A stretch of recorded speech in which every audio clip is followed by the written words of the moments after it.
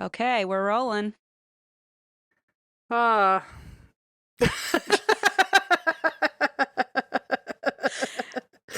Amen. yeah. How are you, Ditto. Christine? Listen, I'm so stressed because I'm going Why? to Sweden in like 6 days, less than six Oh, days, and I did I remember don't, this. I can't wrap my head around bringing a toddler to Europe for several weeks. Oh, oh my God. I I know, thought you I weren't know, gonna do I'm that. Oh my God. terrified. You should I'm be. That terrified. sounds awful. That sounds Yeah, really I feel scary. like it'll be fun because all four of her grandparents will be there. So it's like, it's not just like Oh, me, Blaze, and the baby. So it's like, oh, someone take, like, they'll be thrilled to take the baby off our hands. You know what I mean? So yeah, you've got built-in sitters at least. yeah, It's it's it's just the not like plane that I'm nervous about. I bought so much shit for the plane. Like, I did that thing where I bought like every conceivable item to prepare in like my like corporate capitalist way of approaching a problem. You know, I'm like, yeah. oh, the plane's gonna be stressful because it takes 3 legs to get. We go to Oh, Detroit, then jeez. we go to Amsterdam, then we go to uh, Sweden. And I'm like, this is gonna be like a 18-hour, I don't know how many hours, a long, I was long, gonna say, do you know long. the length? You don't know the I length? don't, but a long time. So I was like, okay, so what could we possibly need? So I bought an inflatable footrest so she can sleep on the plane in the middle seat. I bought, I don't even, oh, I bought a suitcase she can ride on. Like, Precious. like literally everything you could possibly like. If you type in toddler travel, I own it now, um, and I've really gone off the deep end here. And I do this when I'm preparing for something I'm stressed about. I'm like, I'll throw money at it and see if it works, and I Well, my probably won't favorite use thing half of it. when I'm having a big feeling, buying myself a little treat is the best thing, Isn't that? right? So, It's the best thing. It feels like you're doing something productive and like making the problem easier. But like the amount of sticker books I bought, like, is it gonna do anything? I don't. Maybe. I don't know. after 5 We'll minutes, find out. she's gonna be like, a sticker? What? How is this gonna keep my attention? But Well, maybe she it'll likes keep to your play with attention. like a friggin' pencil, so she better be entertained by stickers. Like, hello. I mean, Oh, the you should have bar bought a is not thousand very. pencils. I don't know. I did. Trust me. I bought everything. I bought everything. Anyway, so I'm just on edge about that, but otherwise, I'm okay. How are you? Oh, well, compared to that, I'm dandy. That Oh, sounds good. I feel for you. That sounds really overwhelming. Especially because when I travel, my main goal is how many of these hours can I sleep? But when you're a parent, you don't get that. You'd have to be I'm like, how many hours can she sleep? Please, right, right, please, right, dear right. God. And then, oh, did you have like a leash or something? Like, I I'm did. very I bought a pro leash. child leash. Okay. I bought a leash. Okay, it's one of those ones, and they're very controversial. I understand, and I know people are like it hinders their independence. But if I'm walking down like the Champs Elysees or like one of these fucking giant 8-lane streets with a toddler, like I want her to be, and she's a runner. You know, like I'm like Right. I don't want her running. I personally don't see the controversy in a parent's main priority being making sure she's safe and not stolen or running I away. know, and it's one of those things where I'm like I'm not gonna just put it on her every second of the day. It's just like if we're in a busy airport and she Yeah. wants to walk or run, like I'd rather, and it's not like a like it's like a harness that goes around. It has a cute little monkey on it, and it just goes to the back, so it's not like gonna pull her arm out of her socket or whatever people are worried about. And I know, like I looked up the controversy because I was like, well, I want to know both sides, and it's basically like, oh, well, you don't want to like hinder their independence, and I'm like, trust me, I don't think I could if I tried. Like, I don't think I could Also, hinder her independence if I wanted to. as a non-parent, I don't think I mind hindering their independence in a city neither of us are aware of. I'm That's I like, think that's what it is. I feel like the line I feel like there's a gray area of like, okay, traveling maybe is a special circumstance. Like I'm not taking her to the park and putting a leash on her and not letting her go play on the playground. Like that's Right, not right, what I'm right. doing. But so I did buy like I bought literally everything. It's Well, my thought is like, what if I mean, at some point you have to take a nap. You have to. And so, like, what if she goes taking off on the plane? I mean, I guess you can't go too far on a plane, right? So I guess maybe the plane's the best place for her to take off. But, she can one of the, I think the best tip I saw from parents online, like I was reading like tips and articles. One of the best tips was do not tell your toddler until you absolutely need to, like hold it as a trump card. Tell them that they can walk down the airplane aisle. mm, Like wait till it's like the last straw, because if you tell them right at the beginning, the entire flight, they're gonna be like, I want to go walk down the airplane, and you're like, right. shit. Now they know you can do that. If you pretend like we have to stay in our seats the whole time, and then they're getting so antsy that you're finally like, okay, let's take a little walk down the. You got to save it for last. Save it for the special occasion. Yeah. So anyway, I've learned a lot about very insignificant things, but Oh, here we are. well, Oh, and I'm drinking this. I got this at Jungle Jim's. It's a mezzo mix. It's a German special. fun. Um, What is that it's flavor? Coca-Cola, or not Coca-Cola, but it is Coca-Cola. Coca-Cola with orange soda in it, sort of. It's like an Oh, that's orange flavored interesting. cola. It's really delicious. Um, and it's all written in German. So I'm, really preparing. Oh, Austria. Coca-Cola Austria made this. Cool. Good for them. It is a little weird because it says Cola Kisses Orange on the front of it. So. Christine, I miss your cola kisses. Aw, I miss your celery kisses. Girl, that's a really It's a deep R-rated cut. kiss. That's a really crazy kiss for you to say anything I about. don't remember what it meant, but I know we talked about it a long time ago. It was like a 3-way, 4-way makeout, that's all. Oh, never mind. I don't want to be part of that. Thanks anyway. I do. It was a good time. Anyway, You were like, you weren't invited, Christine. well, speaking of babies and why I drink, as you can tell if you're a YouTube watcher, I am not in the usual troll hole. I'm actually in the closet, euphemism or pun intended. And I'm back at my mom's house. By the way, hold the goddamn phone. First thing I did when I got to Virginia was see Christine and Sandy at Beach 2 Sandy, and they just had the greatest show in the whole world, and it was like you guys did so the good. greatest time ever. Em was there. Em had an entire receiving line that went like through the venue, and Linda was just eating it up, man. She was like taking photos of Em's little VIP line. It was amazing. The next day we got tagged in so many pictures, and so we would open them and they would all be M and like people fans, and they were like, and then they would just tag Beach City in the corner, and we were like, this is hilarious. It was so great. You have some very good fans who happen to overlap into our fandom. It was hilarious. They were so amped you were there. And that everyone was very kind. Everyone I also made sure, like, as I was taking pictures with people, I was like, I don't want to steal Christine's thunder, so like, let's make this super quick. Please do. But everyone was super respectful. It moved a lot faster than some of our meet and greets that have had security. Everyone was just so on top of like being really respectful. It was very kind. They probably wanted to get back to their nachos at the table, but yeah.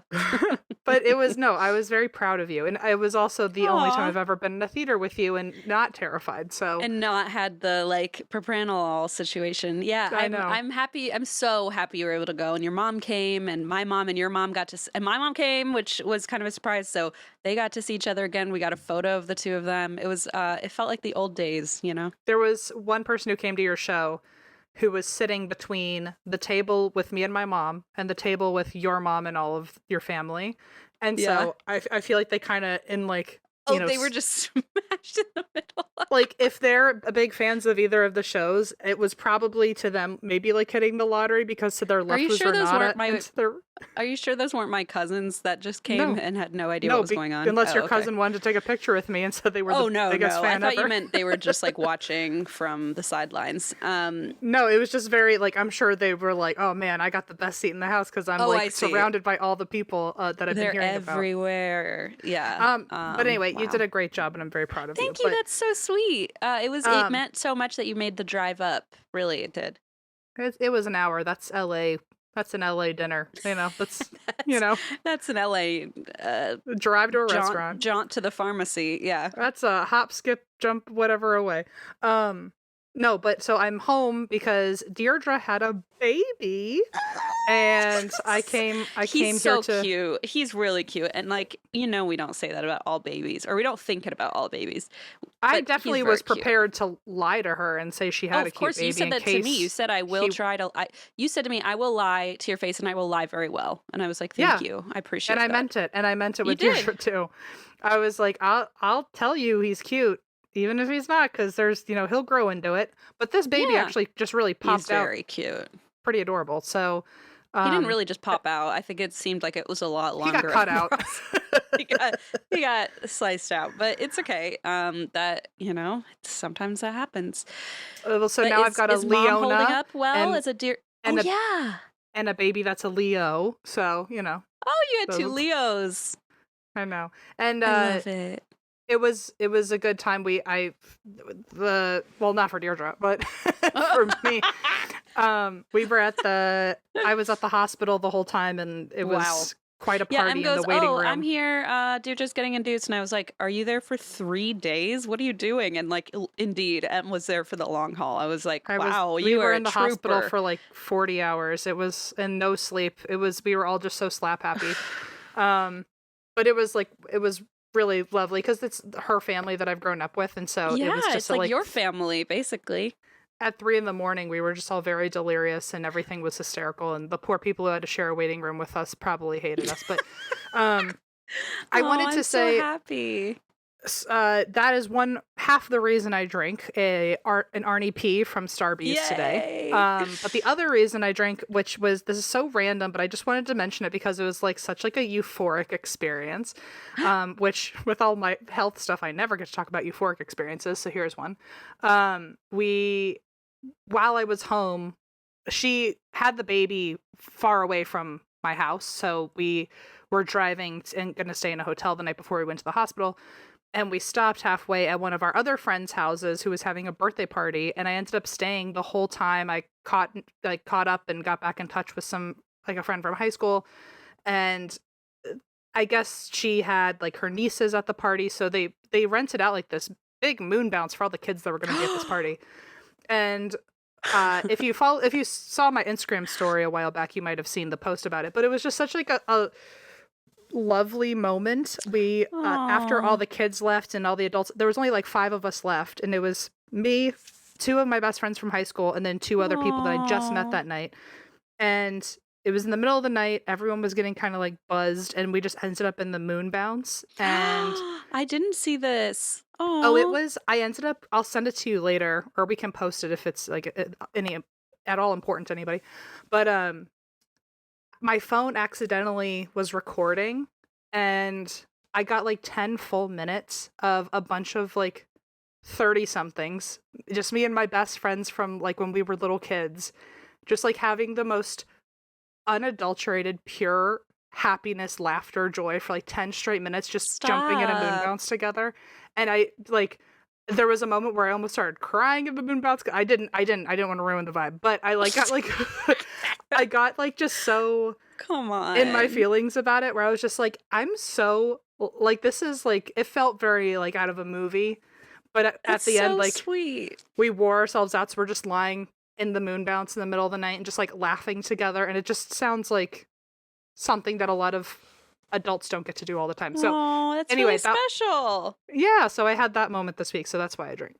Oh, I'm so happy for you. What a delightful time, because you were nervous about going home. I feel like it sounds like it's been really nice. I don't know why I was nervous. I think I was just Well, it's probably overwhelming a bit. no, I think I was just burnt out from all the socializing, and now I have to socialize more. But luckily I've got, A moon bounce. a closet to sit in to record with you, and it feels like I'm home, and a moon bounce, and Oh, back in the closet, just like you always wanted to be. just like good old Fredericksburg to brings me back to my just like childhood. Virginia days. But yeah, so yeah, it's been a good time. So anyway, I'm home for the next few weeks. You will be seeing this tapestry, which is my childhood bed beautiful. sheet, as my backdrop. And yeah, that's it. So I'm drinking my Arnie P. I've had Starbucks sent to me. It feels like every single day because I just need some sense of normalcy. Because I'm not in LA. Miss the witch. So Aw. all that good stuff. What a time, Em. What a time. Would you like to hear a story? I would love nothing more. I don't have one today, so I'm just kidding. Well, sucks for me, I guess. That's like not even a funny joke, but I still think it's hysterical. I So love that you can be self-aware enough to know something's not funny, but still find it funny. Like you're like, I'm I think it's funny even though I know it's not funny. That's really deep. Thank you. I love me, and you can't take that from me, and I think I'm funny. Um, It's all that Also, matters. I've been hanging out with my stepdad, so I think he's just rubbing off on me. Oh, Um, Lord. Everything he says is, Hysterical to him. hysterical to him. Yeah. Seems like Um, dad vibes. but dad, yeah, he's also got that like a lot of dads have that like weirdly booming voice that they could be whispering downstairs, and you can hear every goddamn word. Oh, yeah. So if he is telling a joke, we all know it, you know? Yeah, you're all We're all laughing hearing it. real hard. Yeah, I bet. exactly. I bet. Okay, well, anyway, here we go. This is a very good story, very spooky story for my dear friend Christine, my one day enemy Christine. Oh, no. Um, What have I done? Nothing yet, but I I haven't feel done like it yet. Okay. the plot will thicken, I think, It between better you and thicken I. at some point, but not too far. Like I don't want it to be too far because I It'll still full need circle. I still need a job. It's okay. It'll be like we like make one snide comment and then everyone like, freaks out Creates and the drama. there's now like rumors and lore. Oh, I want to be part of a lore so Em bad. wants to be part of the drama. I know Em always says, "No, I just want to." No, Em wants to be part of it, and you just admitted it finally. Finally, roll back yesterday, 2 days ago, last Okay. week, every day of my life. No, you always say, "I don't want to be part of the drama. I just want to watch it." And I'm like, "No, I don't think so. I think you want to be part of that's it." also drama that I wouldn't really be part of because other people are talking about it. I don't know what's going on. So I Oh still wait, feel that's true. So we're not part of the drama. Everyone just thinks we are. because if it's lore or it's I rumors and it's see. alleged, But then- there's not actually drama, but But people then will wouldn't there be, because now we have to address it, or I guess we don't address it, huh? Oh, that's interesting. What would we do in Mm. that situation? What would we do? Would we lean into it? I think it would be fun to send out cryptic like posts, like you know who you are, or like you know how people do like the See, the you posts. want to get involved in the drama. Oh, I Christy. absolutely do. I never denied it. I would absolutely love it. Happily, I will be involved, no doubt. But like posting on Instagram, like with the like colorful gradient background, and just write like some people always disappoint or something like so generic. Listen, I've been planning for this my whole life. I was born for this. We should look up some like really like moody away messages from AIM and just see what fits us best. It's probably just Fall Out Boy lyrics. I'll just keep posting them and people will be like, what does it mean? We'll have to post like a picture, like a selfie or a mirror picture in black and white with like some Oh God, we could bring emo back. This is gonna change my life for the better. Anyway, someone started a rumor about us. And Please. and maybe we play along. I don't know. Maybe I'll say something really rude this episode and then that'll just kickstart it, you know? Let's find out. Maybe I'll today's the day that the plot come up thickens. with something rude. And then I'm gonna get all in my head. I'll be like, was that for the plot or was that? No, it wasn't real. Then we'll accidentally get into a huge fight and everyone will be like, it's a big joke. And we'll be like, no, we're really sad and upset. Imagine everyone thinks we're like pranking them and we're just crying and like. Oh, how the turntables, Yeah, we knew it would come to this. Well, okay, while we're still friends, before the episode you is better over, hurry. here is the story that I think is kind of spooky ooky. This is the Demon of Brownsville Road. Oh, okay. And sounds spooky. we have a very lovely researcher who gave me a caveat to this. So I guess this is a quote from our researcher, Saoirse. Most of the sources come from a memoir that Bob wrote. Bob is the main character. In the book, Bob's backstory is a lot to take in. Oh, love that veiled. Like that's the kind of comment I feel like would start a war between us. Yeah, Christine, it's just you're a lot to take in. You're a lot to take in. Like that will probably start a war for sure between two Geminis. I know. I need to call my therapist immediately. Stat.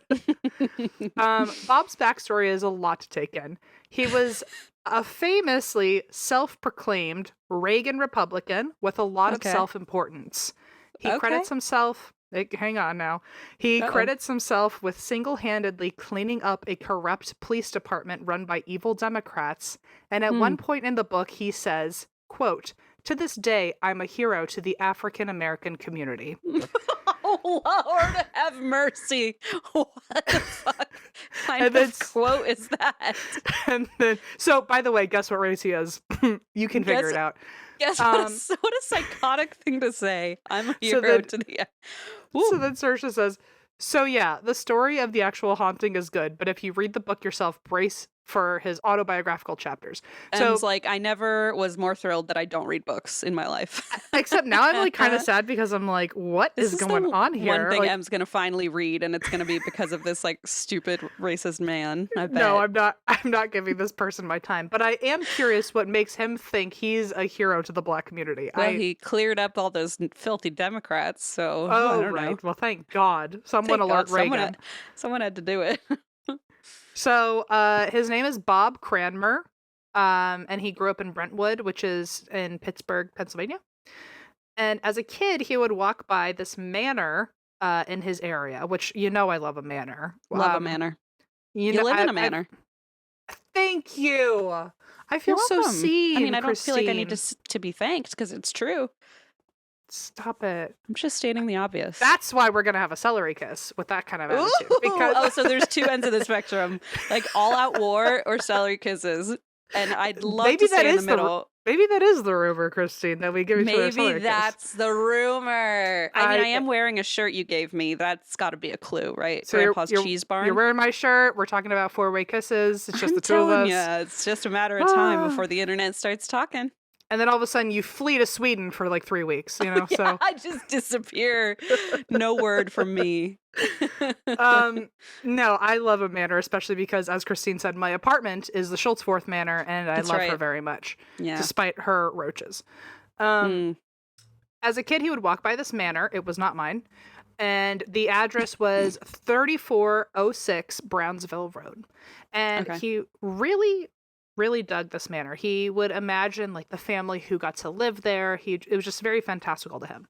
Which, again, if I ever see a spooky looking manor, I would do the exact same thing. Oh, I relate to that 100%. Celine and I would walk around and go, one day we'll live in that house and adopt 400 dogs and cats. We still, to this day, every time we see a cool house, like a really old spooky house, we send it to each other and say, like, I finally found the mansion for our million dogs and cats. Like, that was always our plan. So I totally get that vibe, like finding the big spooky manors. We as in me and Allison, have a fun habit. It's my favorite habit of at 3 a.m. I mean, everyone else does it, going on Zillow at 3 a.m. Zillowing. Only looking at the Victorian manors that are just so out of our price range. Sure. Yeah, you should do that in my area because they're definitely more affordable, but they're like also like way older because they're like from, you see some weird shit in these Zillow pages Oh yeah. Well, in like Kentucky. Some weird shit out there. well, there's a manor at 3406 Brownsville Road apparently, so go Cool. check that one out if you want. Cool. And by the way, fun fact, it is now a national landmark. So, the manor had 3 floors. It had a big porch with pillars, had fancy stairs, had servant stairs in the back. Yikes. They always do. And it had a big wraparound balcony. I love a wraparound anything. Balcony, porch. How delightful Ooh. would that be? A wraparound. Oh. What a dream. Anyway, if you're looking to send me any Zillow posts about Victorian manors, send you a mansion? if they have a wraparound porch, I'm 5 times more likely to dream about it. Sorry. So it was like this really extravagant manor to him as a kid, and it was not technically ever seen as haunted. There was another house in the neighborhood that was said to be haunted. And when he was a little kid, he and his friends actually tried to go to the haunted house, and they tried to like get in to the house, and the door wouldn't budge. And as they were leaving, the door flung open all by itself. And So that somebody was- said, please get off my property? Like, did Right. did somebody live there? That seems like, of course they couldn't get in. I have no more information other than that, Oh, but it sounds okay. like he had a spooky encounter at Okay, said okay. spooky home. I'm just going to go along with, like, there was nobody living there because Let's hope, yeah. otherwise that would be really, Well, so that was, his only really spooky experience as a kid was the house that wasn't the manor he loved. Got it. He grows up, he joins the military, he meets his wife. I think her name's Lisa. It's with an E instead of an I. Lisa. Oh, interesting. And he ends up leaving the military, and he has to go back home. His brother suddenly passed away. And him, his wife, and his 4 kids all moved back to Bob's hometown to be close to the family. Okay. So while they're there, there's a family called the McHenrys, and they're the family that actually lives in the manor he loved as a little kid. And they're selling it. Oh, shit. Here we go. And they're somewhat desperate to find a buyer. Well. Why could that be? Nobody knows. So they took Bob's first offer right away. Red flag. Big red flag. And they gave the excuse of like, oh, well, his wife had to relocate for her job, like ASAP, but it seemed a little off to them, but yeah, didn't really matter. This was like Trust the your home gut. he fantasized about as a little kid. I mean, whatever I get it though. Like, I feel like you regret it if you didn't jump on the chance, Mm-hmm. I've always said, I don't care what it costs. I somehow, in this world, by the way, and like in this fantastical world where money means nothing, I don't care how much it costs, but if the Charmed House is ever available, I'm doing it. I am going deep into debt for that. It's like, you often talk about how much things cost, so I don't know in what world you're living, but I see what you're saying. As far as the Charmed House specifically, the Charmed House, or money is no object. Or not Michael J. Fox, Marty McFly's Back to the Future house. One of those two, if it's free, I'm a-going. And both of them are a half an hour from me currently. So it's not, shit. So any day now, you could be broke. I'm saying. That would be fun. One day if I start complaining about money, just know that maybe I live at either of those locations. You do complain about money. I'm like, not in a real way, but just in like everything's expensive, which it is. But well, one day I'm not if I gonna say know anything's up until you like make me pay for your Starbucks or something, and I'm like, what's going on? If I ever say I moved and I have $0 to my name, you can probably guess where I am. I think I'll figure it out. So they took Bob's offer right away, and they were like, "Hey, you want to go on a tour of your new house? Let's get it cooking. Let's do a tour." And during this tour, Bob's daughter said that she was very uncomfortable in the house and wanted to get out of there. Do we know how old she was? I think she was 6 at the time. Oh, God. Okay, I was thinking like maybe a teenager. 6, I'm like, I trust you, 6-year-old. You know. 16-year-old, no credibility. No. But 6-year-old, 1000%. So the 16-year-old just wants a pool. Okay, we all know. But the 6-year-old, there's something going on. The 6-year-old wanted out of there. And Mr. McHenry, who's giving them the tour, said that, oh, fun fact, we used to hold a lot of Catholic Mass at the house, and we even took Eucharist here. Okay, why? Weird. Whatever. I don't think you're supposed to do that, but whatever. Bob said that verbatim, which is crazy. He said, okay, but whatever. He's like, I don't think you're supposed to do that, but like, okay, I guess. I don't think so. His voice changed like 2 octaves higher, and he was like, what are you even talking about? And he held his drink just like that, just, what? He held his Stanley water cup just like this. Yeah, I think so. So Bob, who was raised Catholic, he knew that this was not common, and he especially knew that taking Eucharist outside of a church was like not a thing. No, big no. Not a thing. That's actually the best way to put it. It's not a thing. That's what Bob said, at least. Not a thing. But so they're still on this tour, and their son, they have 3 sons. One of their sons wanders off, and the McHenrys particularly are really concerned that he's alone in that house. That's not a good sign. As they're saying, like, we need to go get him, they hear him scream. Fuck. When they all go find him, he's at the base of the stairs with his eyes shut. And we don't really know what happened beyond that, except that when Bob and Lisa got there to, like, get their kid, they felt this really weird energy there. And I guess Lisa's probably onto something. She's like, this isn't okay. But Bob is, like, so enamored with this house still that he just chalks it up to like, oh, we're feeling the history of the home, which is like the blinders most dad thing I've ever heard in my life. Oh yeah, it's basically equivalent to like, oh, the house is settling. Yeah, exactly.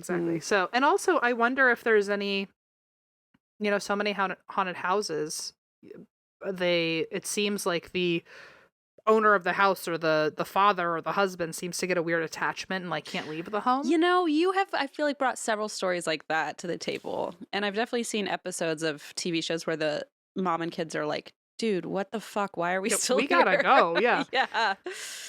Yeah. So maybe there's something like that at play. Yeah.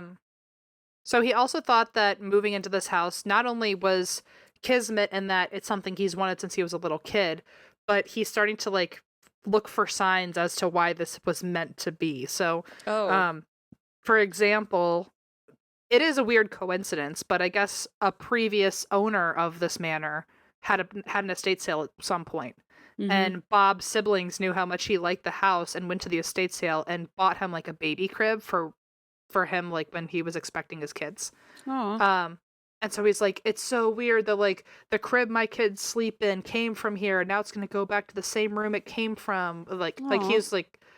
he's finding connections as to like why they were meant to come to this house. So Right. Okay. Lisa, however, said that the house felt like it was, quote, laughing at us. I feel like we were being taken in by it. Ew, what a spooky way to put that. I've never heard that, but that's like a creepy phrasing. Like it was Yeah. laughing at us. That makes it sound so sinister. Not Yeah, just it feels like it was trying to you're- get rid of us, like it was mocking us. Like you're Ugh. already being stared at with horrible intentions. Yeah. Ugh, God. So Bob was super set on moving in. He said that the house made him. This is maybe something that something akin to what our researcher was warning us about with his grandiose opinion of himself. Yep. Bob apparently said that the house made him feel very important and that it Oh. matched his grand ambitions and ideas he had of himself. Well, that must be where he's plopped his writing desk down and decided to write his memoir about how great he was to the African American community. So I see how this is all coming together full circle. Oh, Christ. Okay. So anyway, there you have that. This is Hmm. maybe the house where he wrote the memoir, for all I know. It must be. So December 12th in 88, this is when they move into the house. Okay. Which is interesting. 12-12-8-8. I wonder if that's got anything. Ooh, numerologists out there? Let us Anyone? know. 12-12-88. They move in. The kids are incredibly uncomfy. One of them is not one of them. One of the four are always sleeping in the parents' room because they're uncomfortable in their room. Their son Bobby especially hated his room, and his room is called the Blue Room because of its blue wallpaper. Original. Bobby refused to sleep in bed ever, and it became the norm for him to sleep on the closet floor in his room with the light on. Didn't you do that?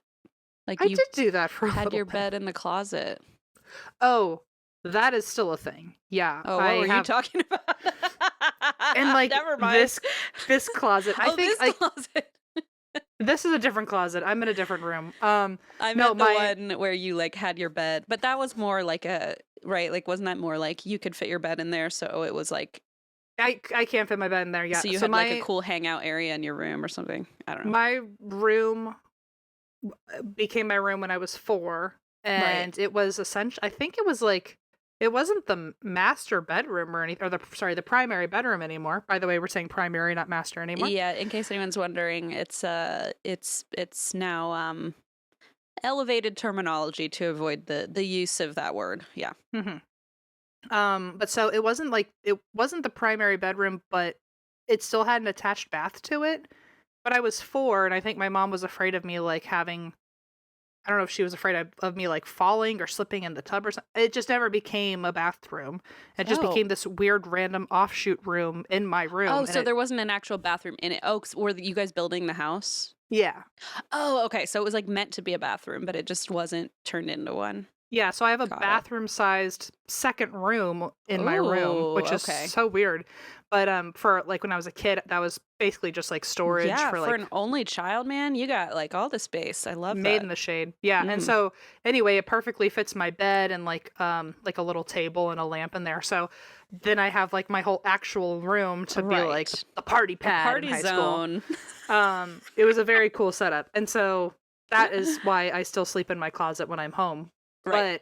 No, I used to sleep in like a usual, like a normal closet also for a period of time, but in hindsight I think that was like a sensory deprivation thing. Oh, I get that.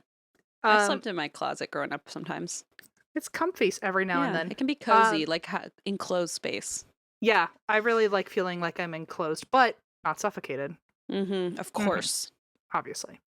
Obviously. So Bobby, the son, he slept in the closet, and I wonder if that was like essentially a big blanket to him. You know how if you hide under a blanket, you feel Oh. like the ghost can't get you? Yeah, you're like just hiding away, like you're enclosed. You're Which is yeah. so wild though, because I feel like most children's ghost stories are there's someone in my closet. They're scared of the closet.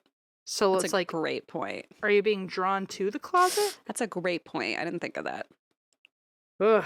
Well, eventually his parents give in to the fact that he sleeps in the closet and literally put like a crib-sized mattress in there for him to sleep on. Oh, honey. And one day, Bob is in the yard and he finds a metal box buried out there, and in it was a bunch of Catholic rosaries. Woof. He asked the McHenrys about it, and they said to put it back exactly as it was, and they didn't say anything else about it. So that's a what's more red than a red flag? Crimson? I don't know. That's a black flag. That's a bad news. So the closet at the bottom of the stairs, not the one Bobby was sleeping in, a different closet. The closet at the The bottom one of Harry the stairs. Potter was sleeping in. Yeah, it's like Yeah. the lobby or foyer. Not Yeah. lobby. It is a manor, but like your main hallway. That staircase had a pull chain light bulb, Whoa. and they started noticing that every single day the chain would always tangle itself up no matter what. Ew. Bob said that there were even times he would close the door for 10 minutes after untangling it, come back, and the chain would be tangled again. Ew. What the fuck? That's weird and specific. Very specific. And Yeah. also, every morning, the basement lights and radio would turn themselves on by themselves, and the chair down there would move to the center of the room facing the wood stove like someone was getting warm. I was like, what were they doing? Oh, getting warm by the fire. Oh, that's creepy. Bob and Lisa also started joking that they probably had a ghost, but at least he seemed friendly. Which I feel like if you're jumping into it too eager, I don't know if that's helpful or not. No, and I love that they're like, it's a funny joke, right, guys? Yeah, It's isn't a this joke. silly? We're Everyone, laughing, right? why won't our friends come over? So weird how funny we are. The kids, however, did not see it as very friendly, and at Oh, night, they said they would hear footsteps in the hallways and knocking on their doors. Which I hate that it's like, if something's already freaking you out in your room, the knocking on the door, it feels like a trick of like making you Yes. think that you have to give it permission to come in, but it's already come in. 100% because it's like, why the politeness? Like, why are we even pretending to be polite? Unless it's purely to intimidate of like, knock, knock, knock. I you wonder, know? like, I'm here. Yeah, I wonder if that's why he slept in the closet, like, so he couldn't hear the knocking and the Oh, footsteps. imagine if you then hear the knocking on the closet door See, when you're that's in when there. that's where my brain goes. So I would be done. I'd be like, I'm not sleeping in a closet because if it comes to the door, I'm screwed. Oh my god. Oh my god. Okay, well, so Bob's mom sends a priest over to bless the home, and Bobby, this is where I'm starting to think maybe he's attached to something because Bobby wouldn't let the priest bless his room. Is the kid who slept in the closet? Mm-hmm. Shit. That freaks me out. That does. That does. So the priest doesn't bless the room, and eventually Bob, after they've lived there for a few years, I think a few years, it has to be pretty recently. As soon as I don't know the time frame, but I think it has to be pretty recent. Okay. Bob is starting to get into local politics, and he's working all day long from like 6 a.m. to 10 p.m. At the same time, the house is being renovated, and now just because it's being renovated, they're all sleeping in Bobby's room. But Lisa was struggling with Bob being gone. She was the mom of 4. I think they were 4, like under 4 or something. Like they were all very young. She was a school board president. And also because they were in a very democratic area, she was having a hard time making friends. Oh no. Because Bob is now like a public Republican politician. Right. Yes. I imagine that would put some conflict of interest in your friendships. And soon the pressure was too much for her that she was temporarily hospitalized with some mental health issues. Oh no. And when she came back, the renovations were over, so only Bobby was left in his room now. So it's like Bobby was now left alone in a room after renovations, which we know always stirs up the ghosts, like Yeah, ghosts hate I renovations. don't like it. Um, and this is when the kids begin seeing shadow figures. Oh shit, that's never good news. And Bobby would hear ghosts moaning in his room at night. God, ew. One night, the kids held a sleepover with their friends, and they started hearing a pounding on a door Oh God. that was leading into another room. They opened the door, and all of a sudden, the next room that they walked into felt like it was as cold as a meat freezer, just ice cold. Ew, do And you when think it was like drawing them in there? oh, I don't know. The knocking, like, I'm over here. I don't know. I'd be like, you can stay there. Yeah, exactly. They walk in, it feels like a meat freezer, and then they hear someone from the other side of the room that they can't see start running towards them as fast as it can. Oh my fucking God. They just hear the footsteps of bam, bam, bam, bam, bam. That something just like running took towards my them. breath away. I don't enjoy that. They all scatter, of course, and the friends never came back. Why would you? Good. And another time, Bobby was sick home alone, and he started hearing loud bagpipes. Okay. When he hears the bagpipes, he's like, first of all, what in the world is that? So, yeah. And then into his room comes skipping a faceless, child-sized body made out of static or lightning bolts. What? Skipping is the scariest part of it all. It is somehow. Skipping or hopping was what the note said. Hopping's not good either, because, like, why? Boing, boing, Yeah, boing. terrible. Ew, you just gave me chills. Yuck. Faceless, child-sized body made out of static or lightning bolts. It hops over to him, stands at his bed, and then leaves. What the fuck? Why? Once that figure leaves, a shadow figure is standing at the doorway. Oh, no. It reaches into the room, and Bobby tries to hide under his blanket. But before he knew it, the blanket was ripped off of him. And when he looked around and looked back down at the bed, the blanket was perfectly folded at his feet. Oh, that was nice. They were like, I was just doing a little housekeeping. I mean, can you imagine if you had a cleaning lady come over and you're sleeping and then she just goes, ah, and then just folds it but perfectly. in complete silence. Just like, you're like, what the fuck is happening? And after a faceless child came jumping in, Right, and he's made that of lightning part bolts. Can't be explained. So, but yeah, so he rips the blanket off. Now it's folded at the foot of his bed. Oh my Then God. a glowing figure comes floating in. It's like a fucking circus going on. Like It this feels is a parade. like a circus, but it's like one at a time. Yeah, like a parade. A glowing figure comes floating in, but when Bobby screamed, everything went away. Okay, that's good, I guess. I like how they were like, "Whoa, we didn't know we were scaring you." Like, sorry, jeez, this is What? our parade, and you're being kind of an asshole. well, later screaming on, over a it. priest would explain that the small figure was probably a child's ghost that was being controlled by the shadowy figure. Oh, that's sad. He also said that the glowing figure might have been an angel, but Bobby said, I didn't feel that was angelic and it was horrible. Yeah, I imagine that Bobby would have known if that was a comforting presence. It feels a little invalidating for the priest to be like, "Oh, it was your protector." It's like I can see why that might be like, oh, that could be comforting if the child believes it. Well, he But didn't. like clearly he didn't. After Bobby saw these beings, more family members began to see that same shadow figure. And they started describing it as 5 feet tall, straight black hair, and made of a dark black mist. Oh shit. The family then began smelling sulfur in the house. Some of them could even smell urine. And Lisa could smell her old amniotic fluid from when she was having her kids. What? Is that not crazy? What does amniotic I mean, I wouldn't even know what that smell is. I guess if your water breaks, then you know what the smell is. What Like does it if you smell had like? your I didn't my water didn't break, so I'm like not out and about. But you know how sometimes people water breaks like at home or Yeah. you know what I mean?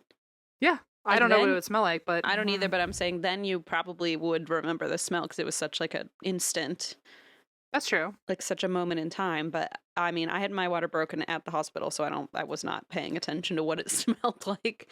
I don't Um, even like, but how wild. Like, you would think sulfur is the worst because that's like ingredient number one for a demon. yeah, But then it also smells like urine, and then it smells like your own amniotic fluid that that hasn't is been around for freaky. years.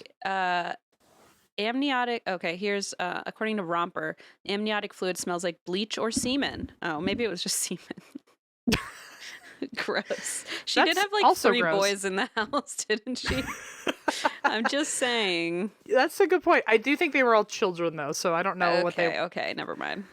But I mean, that is so funky, and like I feel like that's like symbolic in some way of like reminding you of your children or something. Like it's Ew, like to like prey the on her birthing maternal process. instinct. Ugh.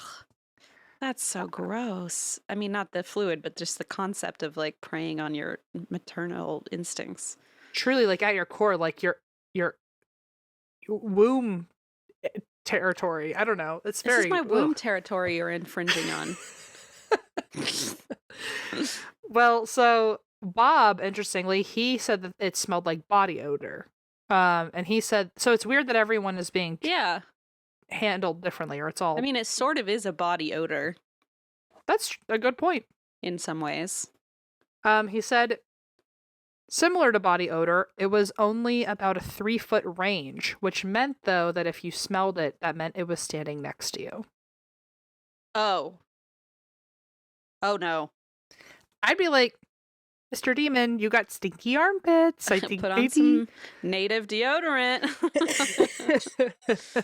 no parabens or aluminum.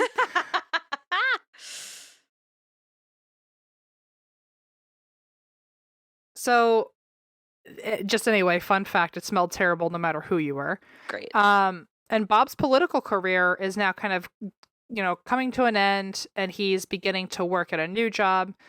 His daughter is now 16, and she is pregnant and ends up having a son named Colin. And her grandma watches the baby when she still goes to school. Bob's sons, Bobby and Charlie, are now getting into like the metal goth scene, Oh. which Bob associates with an interest in Satanism. Yeah. And Was he not started. surprised by that. I know. And he also started really butting heads with his sons. I don't know if he started really butting heads with his sons, and it seems that it started getting physical. And at one point, the cops were even called, and he was arrested and not allowed to come home for 2 months while they investigated. Oh shit, that's not good. And because he was a local politician too, it was all over the news. It's bad look. During this time, this is again where maybe his I don't know, his maybe if I don't know, I don't want to do any I don't want to say any wrong things, but the implication that maybe he has some narcissistic tendencies is also shown here, because apparently during this time when he's not allowed to come home, he blames the tension at home on a sinister cause, and he thinks that his kids might be being affected by the ghosts there versus like maybe him just having a tumultuous relationship with his kids. Right. You know okay. what I mean? So he's just he's essentially what he's saying is like, man, if only these ghosts weren't around, Exactly. we'd have the most harmonious family of all time. It's like I don't know what was going on in their home, but there seems to be very little introspection that he could be at fault in any way. Yeah, it doesn't seem like it's harmonious, and it doesn't seem like he's really helping the cause, but Yeah. Yeah. Again, I don't know what was going on. For all I know, maybe he's right. But I would also allegedly. look into accountability and see if there's a factor there, Right. So over time, though, the tensions do start to fade between him and his kids. It's now 2003, and Bob notices that one day the downstairs closet with the pull chain for the light bulb Yeah. is now starting to tangle itself again, and it hasn't done that in quite some time. It stopped doing it. Oh no, that's not that must be that moment where you do a double take and you go, not again. Yeah, right? Oh, that must be so chilling. So it's now tangled itself, and as a test, he decides that he's going to tie a rosary to the chain and close the door and then see what happens. What a fun test. I I'm know. like It terrified. either nothing or something so bad. Or like the worst thing. When he checked again, he saw that the rosary had been intricately taken off of the chain and was hanging on the coat hook. Oh, that was nice of them to keep it intact, though. I thought it was going to be like all the beads were scattered everywhere. It was gentle. Yeah, Okay. I thought it was going to like explode or something. Yeah, that's what I was picturing. So this kind of confirmed his theory all those years ago that there really was something dark in the house. And he ended up standing in the closet, kind of like me right now. Yep. And he read the Bible aloud just to like try to get this thing out of the house. Imagine coming home from school and you're like, "What is that, Dad?" Like, and you're like looking around, and then you like open the closet. There's a rosary hanging on a coat hook, and he's just standing there like, "Mark chapter 16, verse 32." You're like, "Okay, I'm just gonna close the door, Dad." Get Imagine back to... having your friend come over with you, and you're like, Oh, "Ignore no, my like, dad. You that's might hear don't- some prayers in the closet." God, it's typical. Don't worry. So, as he's reading the Bible in the closet, he says that he feels incredible dread and that someone immediately appeared next to him, or he could feel someone standing next to him. Bob and Lisa began noticing activity all over again with electronics malfunctioning.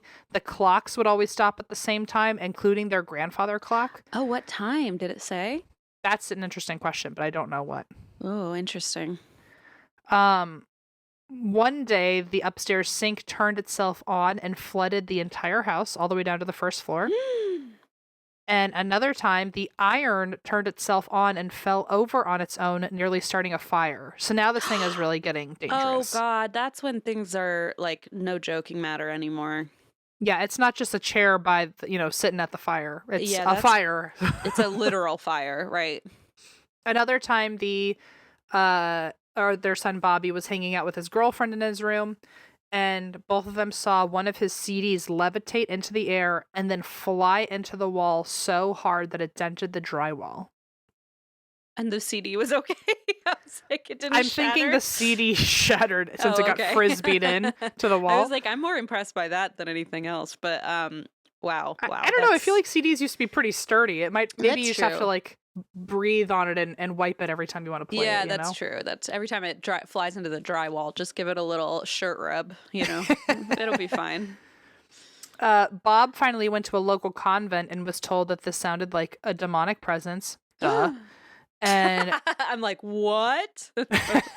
And Bob was referred to a Father Ed Moran, M-O-R-A-N. Moran. Either one, I think. Well, Father Ed, he blesses the house, but the next day, every picture on the wall is now crooked. The furniture was moved around, doors would lock themselves without the key, and the family had scratches all over them. And Bobby and Lisa even had puncture wounds in their body, like something had bit them. Puncture? Oh my God, that's bad. One was in Bobby's stomach, and then another set of puncture wounds was in Lisa's breast. Oh God, ew. The only person who is seemingly unfazed through all this is their other son, David.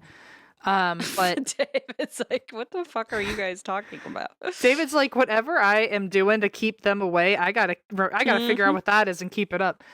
But yeah, he seemed somehow unfazed. I wonder why. Like, do you think the ghosts were like, you're not important, or you don't threaten us, or you're harder to crack? Like, I was gonna say, or maybe it's the opposite. Like, he just has like a block that, like a wall up for some reason. Yeah.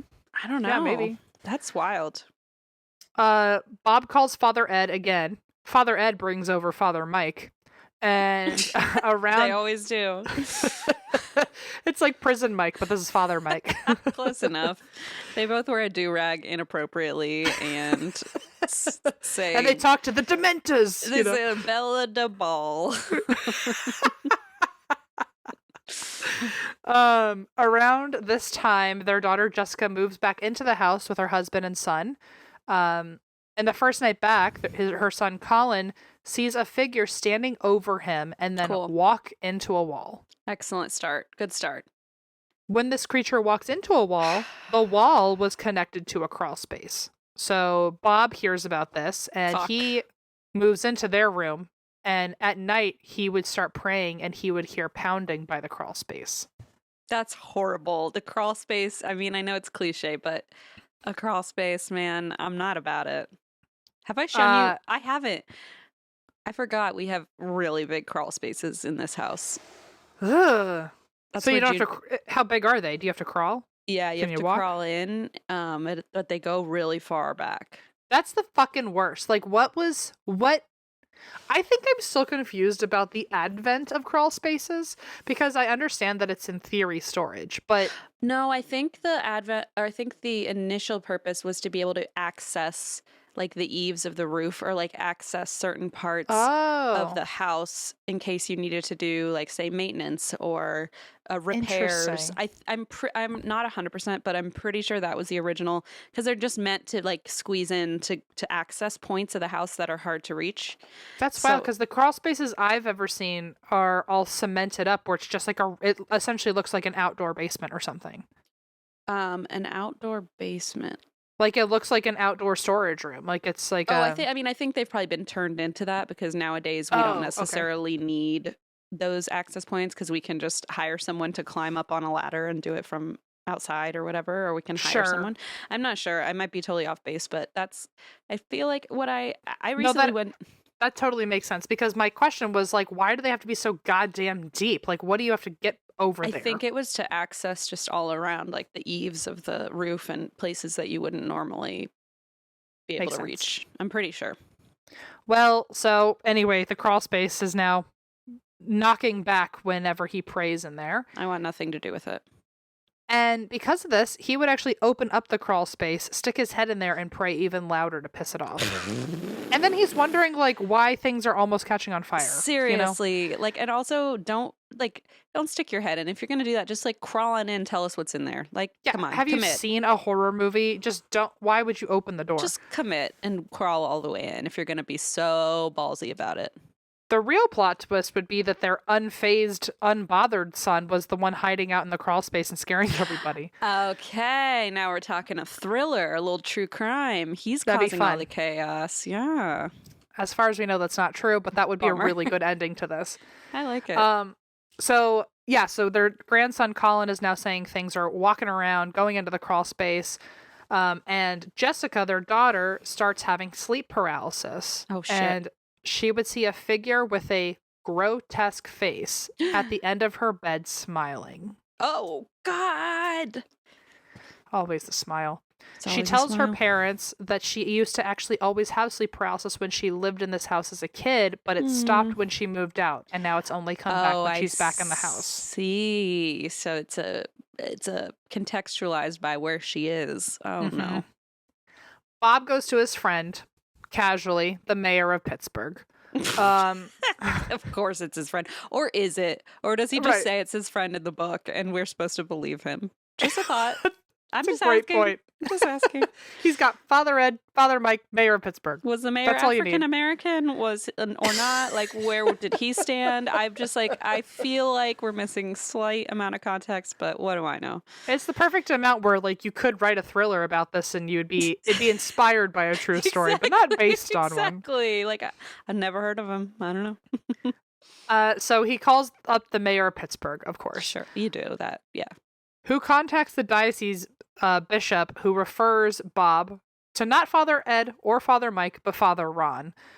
Father Ron never goes in the home. He just consults with a Catholic mystic away from the home and then calls in to say what the mystic told him. Which, Okay. like, it sounds like Father Ron is not needed. It sounds like the mystic is doing all the work. But It okay. sounds like the father on is just like middleman. Yeah. So the mystic describes the house in full detail, including the blue room, without ever having seen this house. And then he says, or this mystic says, that the house has a, quote, focused evil energy. The mystic says Was that you or a that was- ghost? That was me. That was me. My skin my skin went cold. Like, wow. Okay. Sorry. No, I knocked my mic. Because I'm like sorry. I saw it move. I've been watching a lot of paranormal caught on camera, and it's like every time now we're on video and something happens, I'm just like, oh, did we capture it for the show for Paranormal for Discovery Channel? Okay, No, that was you. That was you. I feel bad, but it was just my mic. I just bumped into it. It's probably for the best. So Father Ron talks to this mystic, and the mystic is able to describe Bob's house in full detail, including the blue room, without ever having seen it. Okay. And he says that the house has a, quote, focused evil energy inside, which I feel like is no different than Father Ed or whoever saying there's a demon there. It's like, yeah, we've done this. So Focused what's next? evil. We get it. Yep. Father Ron tells the family to sprinkle salt in every corner of the house. I mean, I And could have told him also- that. Yeah, Sorry. also, like, I don't know enough about, like, you know, I know salt in theory, like, protects you from evil. Like, I can't imagine with things almost catching on fire and having sleep paralysis and things walking through walls. I can't imagine salt is going to be your only cure-all to this. I would imagine not. I was listening to a podcast yesterday where they were saying somebody had a Brazilian mystic had, or I believe a priest, I don't remember their title, but had suggested putting ammonia in all the corners of the house. And I'm like, sounds like they were already smelling ammonia. So I don't know Right. if that's going to fix it, but It's like, just pee in the corner. just pee in the corner. So Father Ron tells them to sprinkle salt everywhere, or in every corner, and also to wear gold crosses, but Bobby's keeps coming off and appearing in odd places. So it's coming off of your own person and disappearing and That's not reappearing elsewhere. If it's on your So body it's and touching you. disappears, yeah, that's bad. That's like way, what do you call it? Invasion of personal space, like Yeah. beyond. Which, like, lets you, if it can, without you even being aware, take something off of you, like, it could hurt you for sure. Like, it could push you, couldn't it? Like, And the fact that you wouldn't notice that it's taking it off of you is also creepy, because it's like, what can it do to you that you don't even realize is happening? it also gives us Ooh. more insight into our ongoing theory about items disappearing and reappearing. Like, it shows you how close the limits go of, like, oh, you could have your own wallet in your pocket, and You that's could be it's still not safe holding there. it against your body and it could vanish. Yeah. Because, like, do you think they're being, like, kind of dazed on purpose so they don't even notice, or do you think they Oh. would even? Do you think they would feel it if they were paying attention? Great or point. Is there like a charm that's briefly put over you where you don't even Yeah, notice, or does it just disappear and it like does it just like pop vanish? yeah. Or also, like, do you think if you're charmed into some sort of haze, like, maybe you take it Took off it and aren't even off. aware that you did it, and people are like, I just watched you do That's that. And- worse. yeah, because then you can just be hypnotized into, like, there's like that's an extra That's level a of whole different thing. lack Yeah. of control. Like, you can just walk into traffic at that point, you know? No, Oy. that's why I put a leash on everybody I know, including you. I'm putting a harness on you. Toddler fine. harness. So Bobby's keeps coming off and reappearing in odd places, and after all these years, they finally moved Bobby to a new bedroom. It only took that, finally. But on his pillow, he finds his own crucifix covered in teeth marks. Also, blood splatters begin showing up on the walls and stairs. The dog is barking at empty rooms, and the What? smells of urine and amniotic fluid come back. What the fuck? There is something so primal and scary about the smells of urine and amniotic fluid. Like, that really is Yeah. getting to me now, because it's like, that is such a primal, like, cycle of life, like, symbolic thing. Yeah, and It- ritualistic. and ritualistic, and also very, very specific, like very distinct. Like, it creeps me out, man. Because sulfur, you could be like, oh, it could be the smell of, like, the water has a little sulfur in it, or like that's a naturally occurring smell. And with amniotic fluid, it's like, well, that's amniotic fluid. Like, Yeah. what else could it be? I don't know. Oh my God. Father Ron asks Bob if there is anything associated with negative energy in the house that could be drawing the stuff in. Bob is like, I don't know what you're talking about. Nothing. Can't think of anything. Oh, wait. Except I do have a weird amount of war memorabilia from World War I and World War II. And some of that collection happens to be wink German memorabilia. Oh shit. Oh shit. He gave apparently most of his collection away by this time, but he did find that there was still one Nazi medal still in his drawer. What the fuck is he doing with that? In his drawer? Father Ron looks at Bob and goes, like, girl, like, come on. Mm-hmm. Like, come on. Mm-hmm. Father Ron tells him to seal it away in a box with a cross on top of it to contain the energy. And then later says that he has more information from the mystic. And apparently, the mystic has now said, I have a new revelation of your house.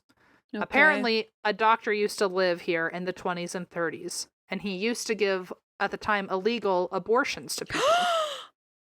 Amniotic fluid. Bingo. Fuck. Interestingly, the doctor used to actually live down the street in the house that the kids used to swear were haunted. No. Plot twist.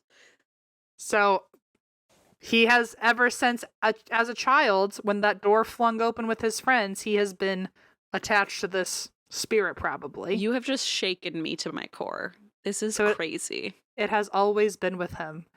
Which is so weird because that also makes me wonder, like, I don't know timeline-wise which house he saw first, but it'd be interesting if he went to that haunted house, was affected by the spirit there, and then every time he walked past that manor, he always had a drawing to it for some reason. And it always stayed with him until he became an adult and moved in. Interestingly, the doctor used to live down this... he used to live in the house. And the thought is that he had an official practice in the haunted house, but then secretly rented a room in this manor for the discreet abortions. Shut up. The mystic described them seeing a door of sorrows that women came through for the procedures, and that this house was on the back of the house. Bob confirmed that a few years before, something they hadn't told anybody, during renovations, they actually did find a back door sealed between two walls. He's like, I forgot to mention that secret door that was hidden between two walls. Yeah, my mistake. I always forget to talk about that door and my Nazi medals. And you know how I love to talk about my Nazi medals. But not as much as I love being a hero for the Black community. Yeah, that's right. Oh my God, Em, what a fucking guy. This is messy. Fun fact, also during the renovations a while back, Bob's, I guess the builders or whoever, they found under Bob's kitchen a small 4x6 empty room. And was it hidden? It was hidden. They didn't know about it. So I guess maybe it was sealed off. The only thing that was in there was a single wooden plank with a man's name written on it. What? Which we don't know who it is. Maybe it's one of the builders. Maybe it's the owner. Maybe it's the doctor. I don't know. Father Ron said that the doctor was careless during the procedures and would often perform these abortions drunk and would harm his patients, and many died in the home. On top of this, Bob also found out that in the 1700s, a mother and her 3 kids were murdered and buried on the property under the oak tree outside. What? Do we know why? Nope. This was not by the doctor, right? This was a different time period. Different time period. Okay. On top of that, he also discovered that there was a rumor that the house had actually had a curse on it from one of the original builders. I mean, at this point, yeah, I believe it. Like, something bad is happening. Well, Father Ron said that all the darkness on the property probably opened a portal. So one day, he has 4 priests and ministers come over to go to the 4 corners of the house and pray. And things were very quiet after that until the priests and ministers left. And then the smell of sulfur comes right back, and foamy liquid starts showing up on all the floors. Oh no, that's spooky. Then Colin said he saw a monster in the blue room. So Jessica is like, I hear you, we're out. And just fucking moves. Done. Bob also thought about moving out many times, but he didn't want to give in and let the entities win. So he was too proud, essentially. Yeah, well, maybe that is why we see that with men kind of being more attached. Maybe it's just more like, no, I don't want to leave because I don't want to Or get like kicked out of my own house. the role of protector, and Right. Like yeah. I'll win this fight, maybe that's more what it is. Or else you're not a man, or whatever it could mean. Yeah, like it might just be that inherent, like, I'll protect us type feeling. Well, he also said he wouldn't feel right giving the house to another family. I mean, that's fair. And Father Ron finally suggests calling an exorcist, which is like so awkward because Bob didn't know the difference between blessing a house and exorcisms and stuff, and thought the entire time, all these years, that this is what the priests had been doing all along. Shit, so now he's like, wait a minute, you're not an exorcist? Yeah, the Father Ron was like, I think it's time to call an exorcist, and he was like, wait, what? Who are you? What have you been doing? Where'd you come from? And so I would feel, I don't know what I would feel, but I'd be like, what the fuck? Like, this whole time I was not getting the help I thought I was getting. So they have a paranormal team come in first to document what's going on in order to like make a file for an exorcist or make a case for the exorcist. Okay. One member is scratched so hard that their face starts bleeding. They also get temperature changes and equipment malfunctioning.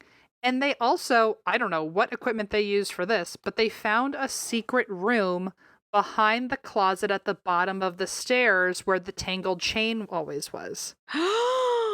They found a room behind that closet. They had to cut through the wall to get to it. And all that was in the room was an amber stone, a bird skeleton, 3 playing cards, and a piece of paper. And they also found old Legos that the boys lost years ago, and there's no way the boys could have put them there. It was their Legos. What did the paper say? Anything? On the paper, there were 2 drawings. One was of the yard, and another was of 2 men smoking. And I guess these were like kind of haphazard drawings of 2 men they, like, smoking. Do we think like by kids or like by grown-ups, the drawings? Do we know? Just said kind of like really simple drawings. Okay. The yard, 2 men smoking, and one of the men had a pig head and What? a snake around his body, and he's laughing at the other man. What the fuck? After the paranormal team leaves, the chief exorcist of New York City is called in. I'm sorry, New York State, even better. And surprisingly, the exorcism happens with no scares, full success. And on February 24th in 2006, the Cramners and priests do one final mass in the basement where they heard tapping and they saw a faded shadow figure. And the priest said that this thing had to leave and watched it melt into the floor and never return. And in 2015, the son David, the one who was never affected by the hauntings, he somehow suddenly dies. Bob and Lisa... How old? Well, it was the late 80s when they moved in, and he was already around, like, he was in, like, 1 to 4. So let's say 85, maybe 30. Oh my God. He dies suddenly. Bob and Lisa get divorced. And during this time, Bob writes a memoir of the Demon of Brownsville Road about their time in the house. Some people do have doubts about the whole story. For example, there actually was a doctor who they figured out lived and rented in both of those houses, but there's no evidence he ever did any illegal procedures. But also, why would there be? Of course, the evidence would not. Yeah. Bob also allegedly spoke to previous tenants of the house that lived there before he did. And one of the women, I guess, wasn't a credible source because she was giving stories about her being haunted there, and then her own kids later were like, none of that's true. Oh, she said, shit. The woman said that, like, oh, my dog used to follow something through the halls, and the kids were like, she never had a dog. Girl. So either the woman was lying, or maybe Bob like made this story up for, or like, I mean, maybe she himself. was, I don't know. Yeah, or maybe something else. Yeah. Yeah. Bob also, it seems, according to his memoir, blamed every problem with his family on the entities and Sure. refused to accept that maybe there were more common issues. Um, but a grave was found on the property at the base of the oak tree, just like the mystic said. And there are prominent members of the Catholic Church who were in support of Bob's account. Bob still lives here and converted the house into not Airbnb, just a B&B in 2019. But he does not welcome investigations in fear of stirring up former Okay. activity. I mean, that's fair. I can respect that. And that's the Demon of Brownsville. That is a doozy. Isn't it? Yeah, I feel like we've covered a lot of very specific, very niche paranormal symptoms, side effects of the paranormal. Amniotic fluid as a repeated symbol throughout this story is something I've never heard of that. And when you said the abortion thing, Mhm. it's like boom, like holy crap. Super, super freaky. Oh my gosh, that like took my breath away. That was startling. And I say it every time we do like a demon or a good haunting or possession story, but like they're so few and far between because after like 300 almost 50 episodes there's just only so many out there. Yeah. And that was just such a really, really good one. So anyway, round of applause to our researcher. And it was seriously, I would have not been able to find that topic without them. So that was a really good one. Yeah, I feel like M has had for a long time kind of a concern about running out of stories just because, I mean, everything is finite. Yeah, there's only so many demon stories out there with good, solid information. And while, as unfortunately, I wish I had that concern because it would be great if crime just suddenly stopped and I ran out of stories. Unfortunately, that won't happen. But I guess in that same vein, like there will continue to be stories like the Watcher House or like Dear David, right. or or UFO stuff. So you might still continue to get like quite a few more new breaking stories. Everything with the government right now and the hearings, and so I mean, there's always theories. Stuff. It just for every one really good congressional hearing about UAPs and UFOs, you get about 300 new cases daily on like something you could cover. Yeah. So proportionally, it is just not fair. But no, it's a rough go, but I will say, on that note, would this be helpful to you, Em, if we plug our website where you can send in submissions? Sure. Because maybe there's a list we can create that'll give you a better, like a more comforting. I think we have a in our own private Google Docs. I think we have a list of requests that come in every now and then, but I don't think we have like. I wish on our website if there was a way to create like have a form submission and it just immediately falls into a Google I think Doc. It does. Is there a way? Oh no, maybe at emails. You might be right. Wait, yeah, we should set that up. Megan? Megan, help. Megan! We have something. We do have a list somewhere. No, you're right. Of requests. I think the topic suggestion is an email. You're right. It's like an email the way that the actual listener story emails come in. So maybe there's a way. I mean, I know there's a way that we could just have a form to fill out that would go into an Excel spreadsheet or, something like that. I feel like that might be more helpful so we can sort them. Mm-hmm.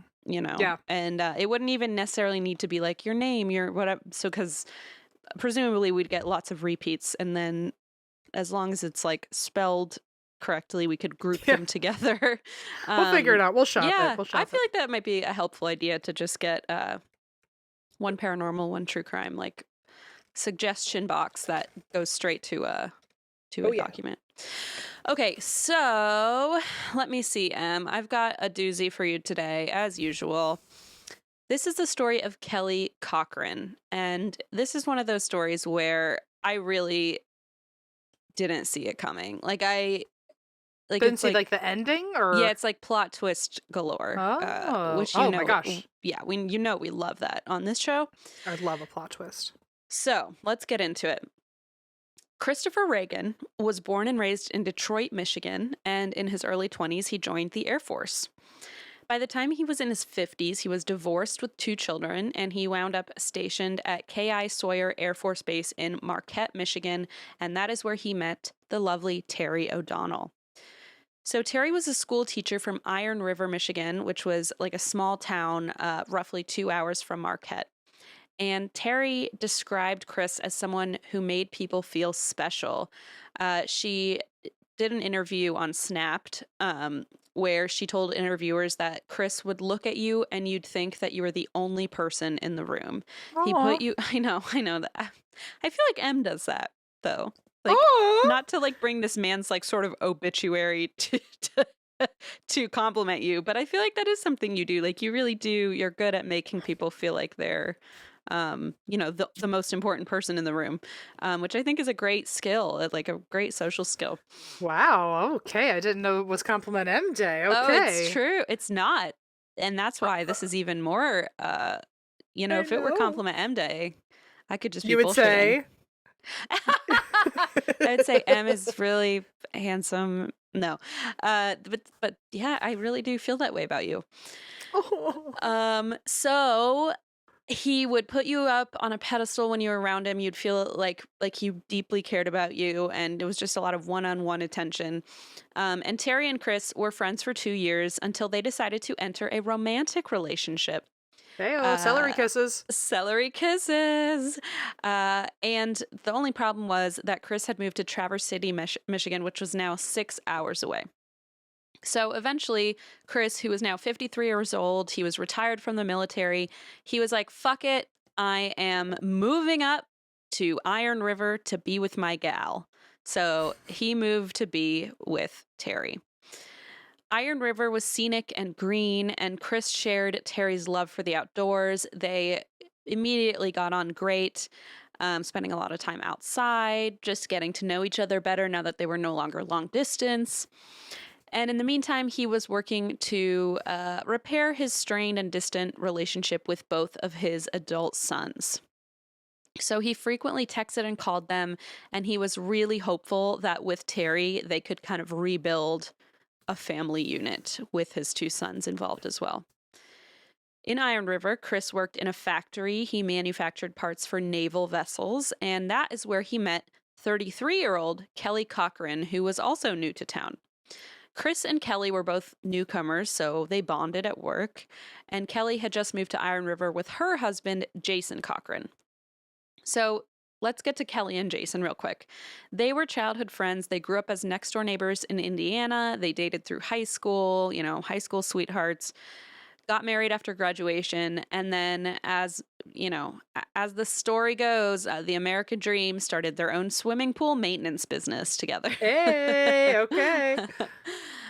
Their friends thought of them as opposites, but opposites who fit together really well. So Kelly was very talkative, whereas Jason was quiet until, someone really engaged with him. But they seemed really content. Their friends felt like they were truly in love. But later, Kelly would tell interviewers a different story. She said, I was trying to do what I thought was the right thing.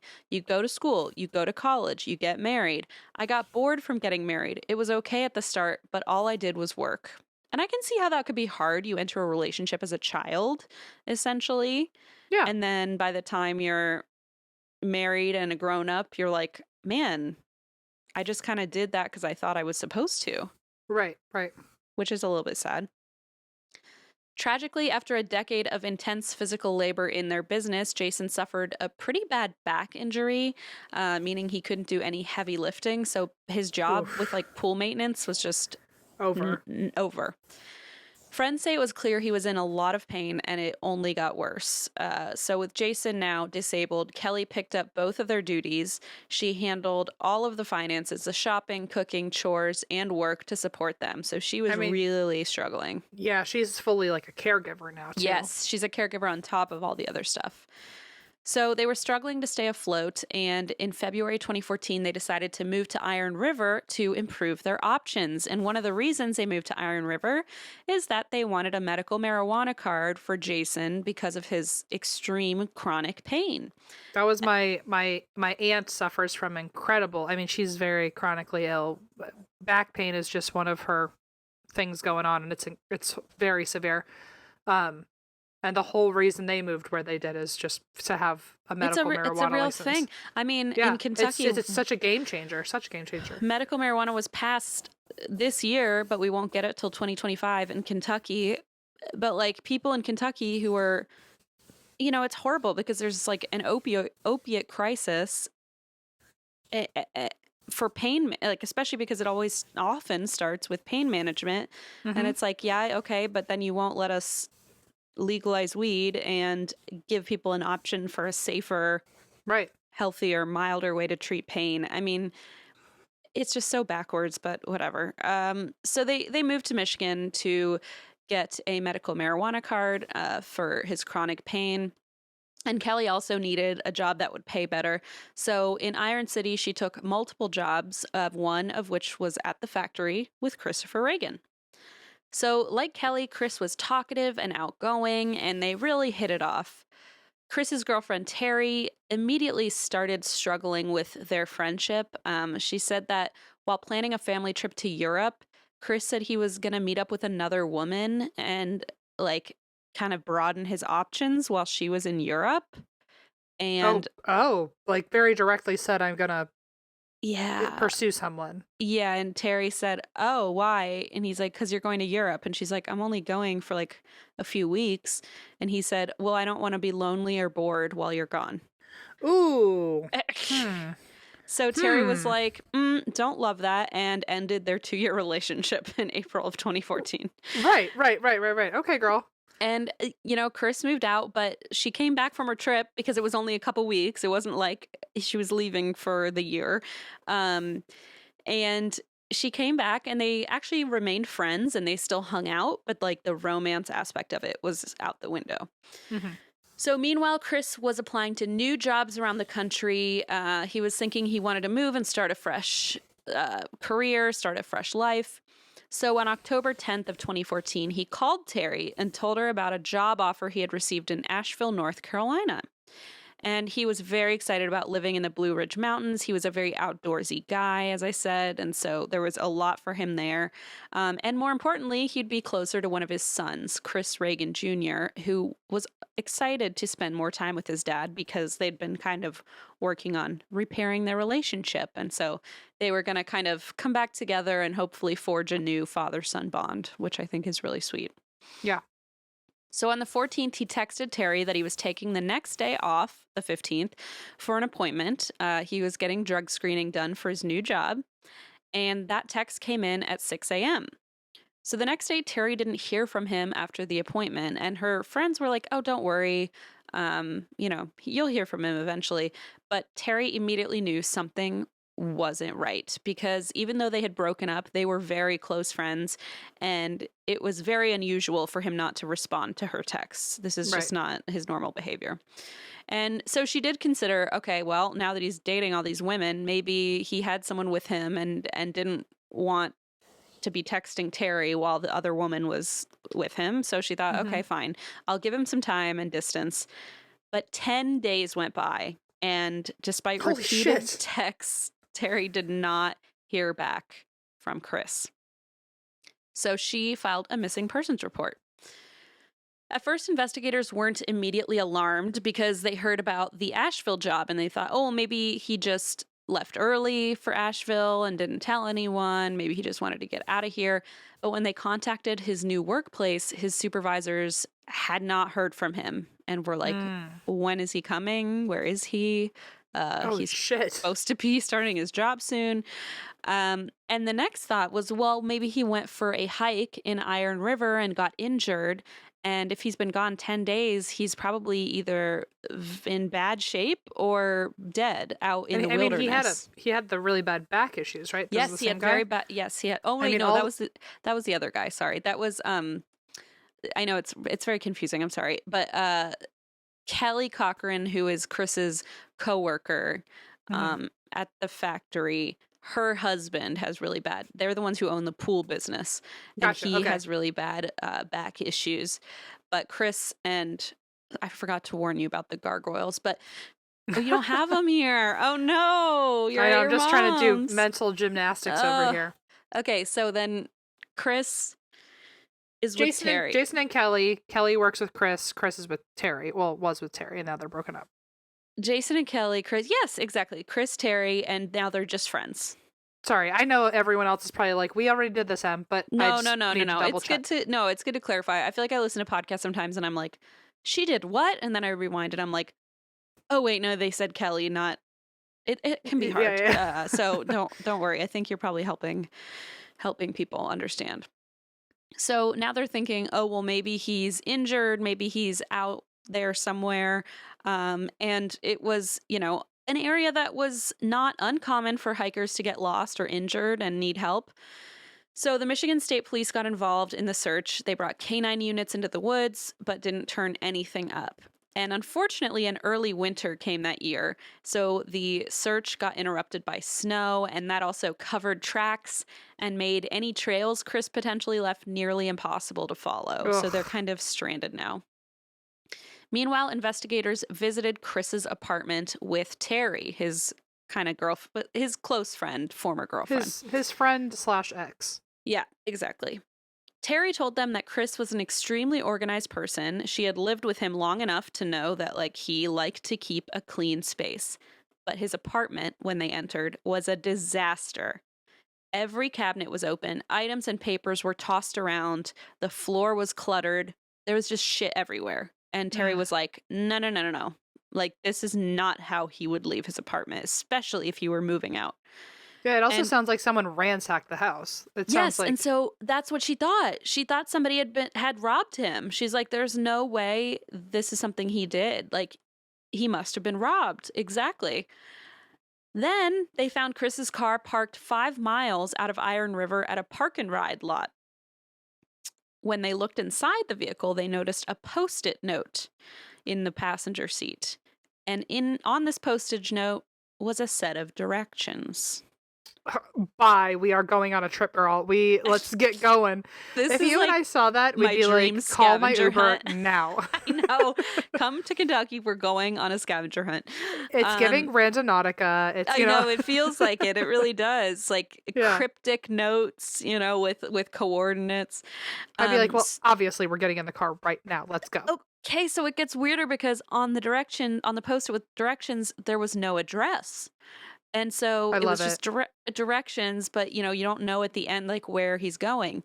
So Terry said, this is pretty normal for him. Chris didn't know his way around Iron River, so he wrote directions for himself, turn left at the library. Aww. He kind of scrawled out directions on Post-it notes. His own handmade map quest. Yes, literally his own handwritten map quest. And You tried. It's okay. I didn't even try. That's the saddest part. I didn't even try. So detectives followed the directions to an old house in a mining community called Old Caspian. So they're like, okay, so we follow the directions, third, I don't know the specifics, but it's turn here, and it'll be the third house on the right. Okay. So they're doing the scavenger hunt, the Randonautica. They arrive at this address. They're like, where are we? They ring the doorbell. It's the home of Kelly and Jason Cochran. So right now we think he's sleeping with her. Yes. Okay. Yes, that is the immediate. Yes, that is the immediate. Oh, shit. So Jason Cochran opened the door first and they asked, is Kelly Cochran home? And he said, no, I don't know where she is.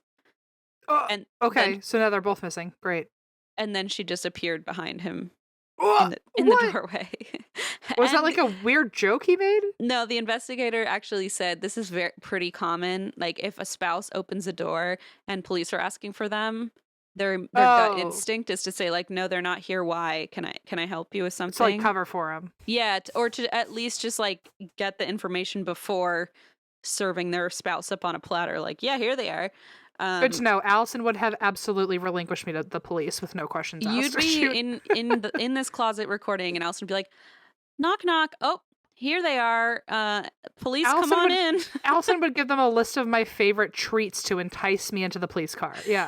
She- And all the wrongdoings you've done against her, just in case they wanted to arrest you on those charges too. Your many wrongdoings. She'd be like, and while you're at it, M's called me a stinky witch for 6 years. Do It's something about about that. time they get behind bars. Oh boy. So Kelly was friendly, and investigators she said she wasn't nervous at all. She seemed genuinely concerned, like she wanted to be helpful. She introduced herself as Chris's coworker, and then said she last spoke with him on the 14th or 15th, just like Terry had. She had sent him some texts and never heard from him, so she assumed he moved to North Carolina without saying goodbye. She told investigators that she had absolutely no idea why Chris would have directions to her house in his car. And she just seemed genuinely so perplexed that they were like, okay. She said she would contact them if she heard anything from Chris. But investigators were a little bit suspicious, not about her, but about Jason's behavior, because he was really standoffish. He seemed like he did not want to be a part of this. He had nothing to say. So they just kind of left it. And meanwhile, at the factory, Chris's and Kelly's coworkers told investigators that it was very unusual for Chris to miss work because he was so reliable, punctual. So they were pretty concerned when he failed to show up. And they knew, as well as Terry did, that something had to be very wrong. They also added, hey, we're pretty sure that he and Kelly Cochran have been having an affair. So just an FYI. So investigators were like, cool, cool, cool. Let's bring those two in for questioning. So they bring Jason and Kelly in, and they start talking to Kelly, and she pretty immediately fesses up to the affair. She says they would meet at Chris's apartment several times a week. And when they asked about whether her husband knew, she said, oh, yeah, Jason's totally okay with the affair, which we often What? know is a big fat lie. I was gonna say, are they poly or something? Like, in which case, is it an affair? Absolutely Oh, okay. not. In the 2020 special, you can literally see them interviewing Jason, and former police chief Laura Frizzo, who I love. She just is like, she's just so like, I don't know, bright and quick, and like I think the first female police chief in the area ever. So like it's just cool to like see her story. But anyway, she told interviewers, what I came to learn about this marriage was that it had been in trouble for a while. Kelly was living a life of a single person. And that's because when they interviewed Jason, you can see the footage. Jason was angry and jealous about Kelly's affair, and he is telling them in no way is he okay with their affair. Okay. So Why she's did she telling, think she would get away I with don't that? know. I'm That's like, such a bold-faced, like, I don't care if I get caught lie. like you're about to get found out. Why would you put yourself in this predicament? Like, why not just say, no, he's not okay with it? I don't know. Right. I'm having an affair. You do the math. He's not down with Yeah, this. you don't have to like insist that he's okay with it. He's about to tell them he's not. So I thought that was odd. So police at this point are beginning to suspect that Jason might have had something to do with Chris's disappearance. He's jealous. He's, like he's admitted he's jealous of this relationship. But of course they have no evidence to hold him, so they have to let him go. And 5 months pass by. During this 5-month period, rumors are swirling. People are talking, obviously, but really nothing new came out until March 5th of 2015. That's when a new district attorney convinced a judge to grant a search warrant for the Cochran house. So now we're getting into the actual Jason and Kelly's house to look for evidence. So the next day, police entered the home, but they failed to find any evidence connecting Chris to their home at all.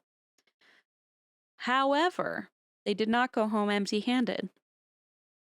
They did happen to find a little something. And that little something was a rough draft of a book Jason was writing. Uh-oh.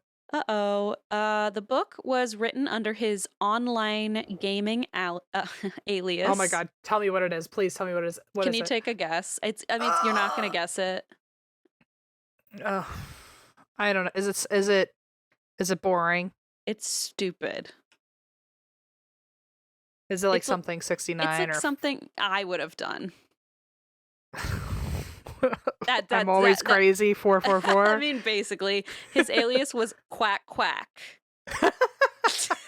Guess- Okay. And the story, guess what the story's called? Bark bark, woof woof, what? What? It was actually a children's flap Is open it open the Old flaps MacDonald book. had a farm? What? The story was called Quack Quack's Revenge. Oh my god, okay. Maybe we'll shop the title. Yeah, well, maybe. I don't think I want to be part of it, but you can. So So, revenge is in like it's implying that he already knew about the affair and is now going to kill the two of them. well, sort of. He definitely did know about the affair. He had admitted, like, he knew about it. He just had to set the record straight that he wasn't happy about it. Mhm. So he had known about the affair. It wasn't a shock to him, but he was not happy about it. So yeah, when Quack Quack's revenge surfaced, I know it's like, oh, bud, like, what are you doing? How old is this man? In his like 50s, I don't know. Quack Quack would have been hysterical as like a Neopet when I was 12. I feel like that probably was taken, and it would have to be like Quack Quack 60,532 because everyone wanted to name their like that's such a perfect Neopet name. I feel like it would have been But it a wouldn't. hit. It would have been any animal but a duck. That would have been the humor. Oh, of course there. not. And then Yeah. you would have had to get a duck and named it like Woof woof. Moo Moo, one Yeah. of the cow ones. It is Quack Quack. Yeah, exactly. You get it. Did I you get know it. Neopets is having like a resurgence? No. Oh my God, I just found this out because I didn't hack in. Well, I did hack into my old account. And I was like, holy shit. And I joined, this was the saddest part ever. Alexander and I both looked up like a member since, and it said September 12th, 2001. And we Oh. were like, clearly we needed an outlet.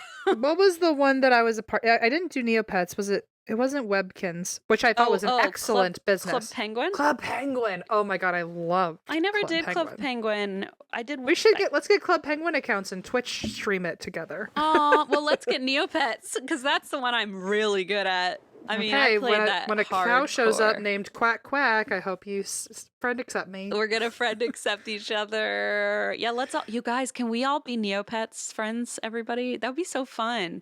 If there's an and that's why I drink Neopets Discord, I'm sure it can be set up. Fuck yes. Okay, seriously, folks, Hang on, we're gonna do it. If people are let me see interested, how easy is it to Neopets? how easy is it to what? Why to just you can just join? Oh God, I have like 85 accounts. Yeah, you can join anytime. I'm It's totally so getting one f- today. Wow, what a Emmett's- waste of my time. I'm so excited. Emmett's the best. My handle, by the way, if anyone is looking, is Tootsie208. So But Quack Quack was crazy. listen, I was what 10, 9/11, 10. What was I it? was going through Tootsie what? 9/11. Tootsie 208. I'm sorry, did you just say I was going through 9/11? Yes. I was going through 9/12 that day, and I feel like it's okay that I wanted to escape with a little online gaming. So if we ask the star of the story that you're telling why he called it Quack Quack, why he called his username Quack Quack, can he get away with saying, "Oh, I was just going through 9/11"? Wait a second. He was on Club Penguin, and he wasn't quite sure what noise penguins make. I've never ever heard someone. I've never in my life heard someone say that they were going through 9/11 as an excuse for why their Neopet's name is Tootsie Quack Quack. You just came up with a whole new rationale. I'm gonna try that on my therapist later and see what she says. Oh, I was going through 9/11. Okay, you know what I mean. I was going through the collective trauma that the entire nation was feeling, and I was 10, okay? I wasn't saying I was going through 9/11 like I was personally affected. I just meant, I was struggling with understanding It sounds what was like going on. So the only other person I've ever known to use that excuse is It's Ryan from The Office. so When he was- embarrassing. It's like I never fully recovered from 9/11. Me neither. It's so No, fucked up. I know, but I mean, I'm sweating, but that was the funniest. That was this is the most I've never like of all the things I would have expected to come out of your mouth. That was I not was it. going to now. I'm so sorry. I didn't mean it like that. Well, hey, now I have a whole new incredibly fucked up inside joke for my arsenal. I needed one. Thank Great. you. By the way, I just won 5,000 Neo points on a Terror Trove scratch card, so I feel like you and I are gonna have a blast. What the hell does that mean? I can tell you all the fun. I learned how to gamble for sure on Neopets. I learned all my gambling techniques on You were Neopets. gambling at 10? Were you still processing 9/11 or? Well, obviously, I think I've made that abundantly clear. Okay. Okay.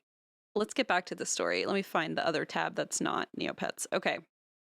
So, Quack Quack's Revenge. Let's get back to that, which is one of the wildest things I've ever heard. Here we go. So in Quack Quack's Revenge, this is the story, right? He goes on a oh, by the way, it's handwritten, which makes it so much creepier. Oh yeah, hell yeah. Ugh, he goes on a vengeful killing spree, and one of his victims in the story is named Chris. Well, that's a humdinger right there. There it is. So on March 25th, investigators returned to the Cochrans, but the couple was gone. They had actually just packed up all of their belongings and peaced out. They literally ran. Damn. They left town. And I believe that the actual way they found out was that a neighbor called the police chief and said, like, hey, I just watched them pack up their car and like leave for good. And they were like, shit. So like, God damn it. God damn it. So they packed up all their belongings and moved away. Now, at first, they couldn't figure out where they could have been, but suddenly the police chief hears from two private investigators who say, oh, the Cochrans? Yeah, don't worry. We placed a GPS tracker on their car last week. Oh, thank God. Okay. And the police are like, oh, hell yeah. Nice work. Yeah. So they were like, oh, we were also looking into those guys. So we know exactly where they are. Turns out they had driven back to Indiana. And, I guess we're trying to hide out. So Iron River Police got in touch with Indiana authorities who got a DNA warrant, and they took DNA samples from Kelly and Jason, but the trail went cold. Unfortunately, the Cochrans were the only lead, and there was no evidence to support investigator suspicions that they had done it, except this creepy book. So it was sort of like, well, shit, like, what else do we have to go on? Right. So they just had to wait. Then the Cochrans' neighbors speak up, and they say to police, hey, we have a weird little like fun fact for you. Back in October of 2014, Kelly and Jason were burning something in their backyard, kind of like secretly, and it smelled pretty putrid. Meanwhile, in a nearby body of water called the Caspian Pit, divers found a burn barrel tied to a cement block to weigh it down. Damn, that's suspicious. Yeah, not suspicious at all. But unfortunately, the barrel had kind of disintegrated, come apart, and there was nothing inside the barrel. Very frustrating. Then, fast forward to February 2016. The police are kind of sitting there going, shit, well, like, what do we need to pin this on them? Now they're out of the state. Like, they've basically evaded justice. We don't know how to get back on their trail. Okay. Don't worry. Kelly did that for them. Oh, thanks, Kel. Thanks, Kel. Kelly calls Indiana police in February of 2016 in complete hysterics. Ooh. She says her husband, Jason, wasn't breathing, and they needed to come right away. So paramedics found Jason warm, sweaty, and sitting up. Kelly kept trying to interfere with paramedics to the point that they, like, they made a note of how in their space she was. Like, she wouldn't let them do their work. She kept trying to get her hands in and, mess around with what they were doing. So I wonder what the professional way to write that down in a log is. Of like don't let her get near us get her out of my grill, dude. I don't know. Yeah. Yeah. So they actually had to move Jason outside to the ambulance to finish evaluating him because she was so in their face. And they found a needle where he had been laying and considered maybe he was using heroin because he had such chronic pain. Um, Mm. but the death also didn't appear to be an overdose.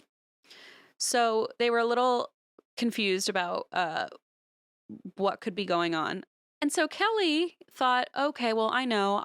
I'll notify Jason's best friend that he has passed away. So Jason's best friend, Walter, gets a message about Jason's death. Kelly said, your friend has passed away. And Walter was like, this is getting real fishy.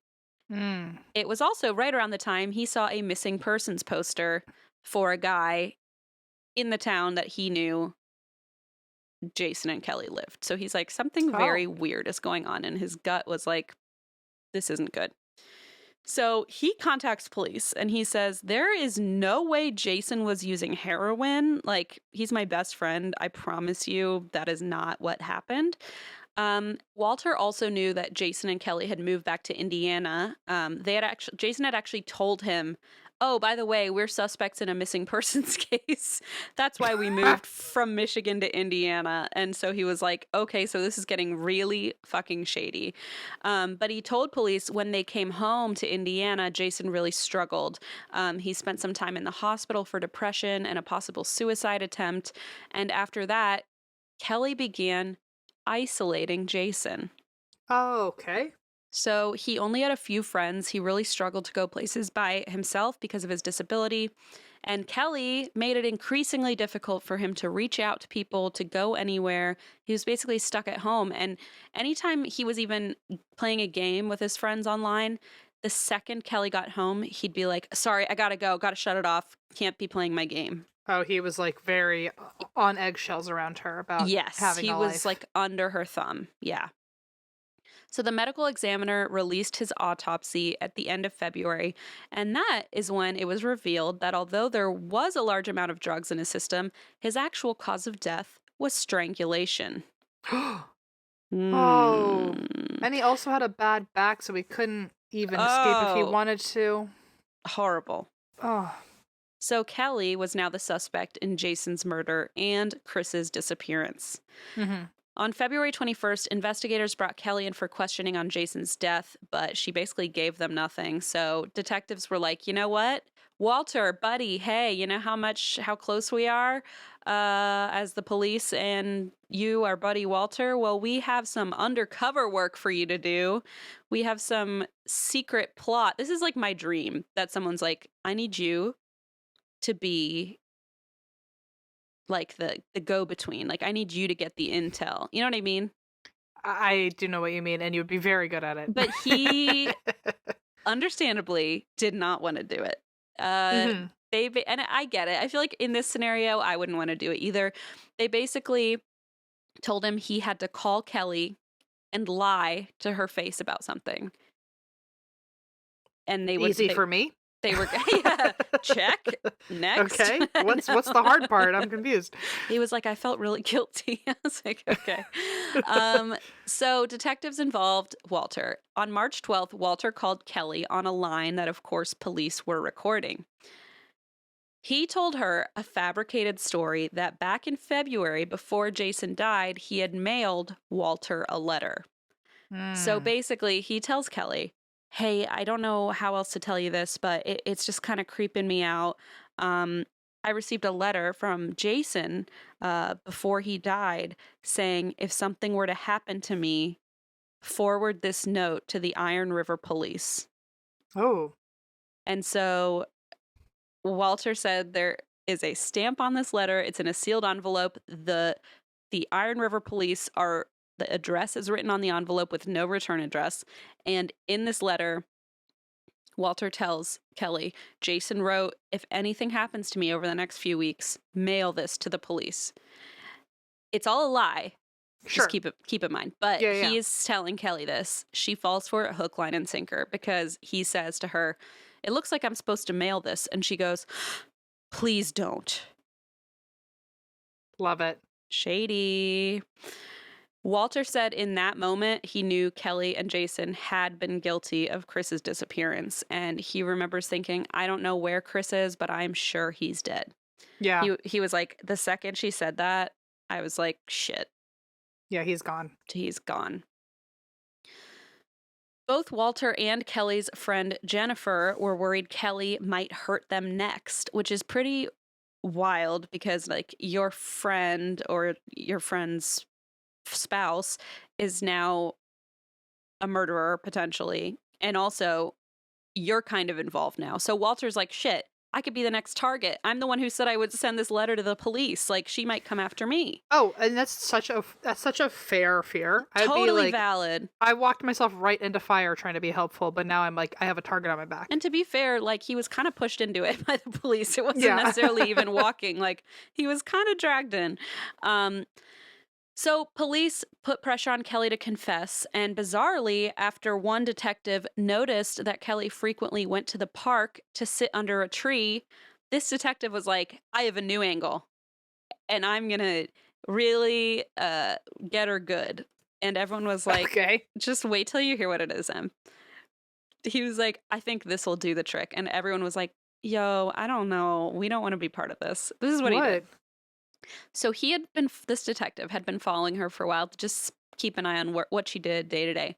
He noticed she went to the park to sit under a tree. And apparently she would go there and just, I don't know, stare out at this specific tree. So one day after she left, he went and carved the words, Chris is here, into the tree.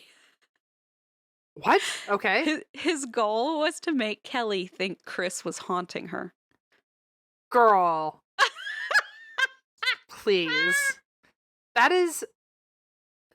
was the best plan they had? Didn't anyone else go like, maybe there's probably something else? They were like, what the fuck are you doing? Did it work? Okay, let me tell you what happened. So the detective said Kelly, the next time she went to the tree, he's watching it, of course, like, what's going to happen? Kelly looked at the tree, ran from the park, and sped off in her vehicle. And that night, she contacted him and admitted that her husband, Jason, had murdered Chris in a jealous rage, and she was a victim of his controlling abuse. It literally worked. That feels like the first draft of a book that needs a lot of editing. A lot of work. That feels so unrealistic. That almost makes me think that we're trying too hard with every other sting operation we've ever done. If it's that easy. If we can just convince someone they're being haunted by the person that... Actually, that's not a bad book idea. Write that down. TM. But also being haunted, like, that's not even like you wake up and there's chairs in the middle of your house. That would have actually been kind of cool if they were like, we're going to break into her house when she's like taking a shower and like fuck with all of her furniture. Yeah, that is cool. Let's break into her house while she's in the shower. Well, if you're the police, I feel like if you're doing a sting operation. Well, I feel like that would be at least like a creepy or haunting, but like a random carving in a tree. So apparently the way this was described was that like in more detail, this particular detective had kind of done his own undercover work to an extent. I was not quite undercover, but he would meet with her regularly and tried to gain her trust. So it got to the point where like she was like confiding him in it, and he was saying, oh man, I'm totally on your side. Like she thought this detective was like her friend, you know, and he really wanted her to trust him. But she would go to this place in the park. She did not think anyone knew that she was going here, right? So she would do this just kind of habitually, but like nobody knew that she had this secret little clearing she would sit in, except this one detective.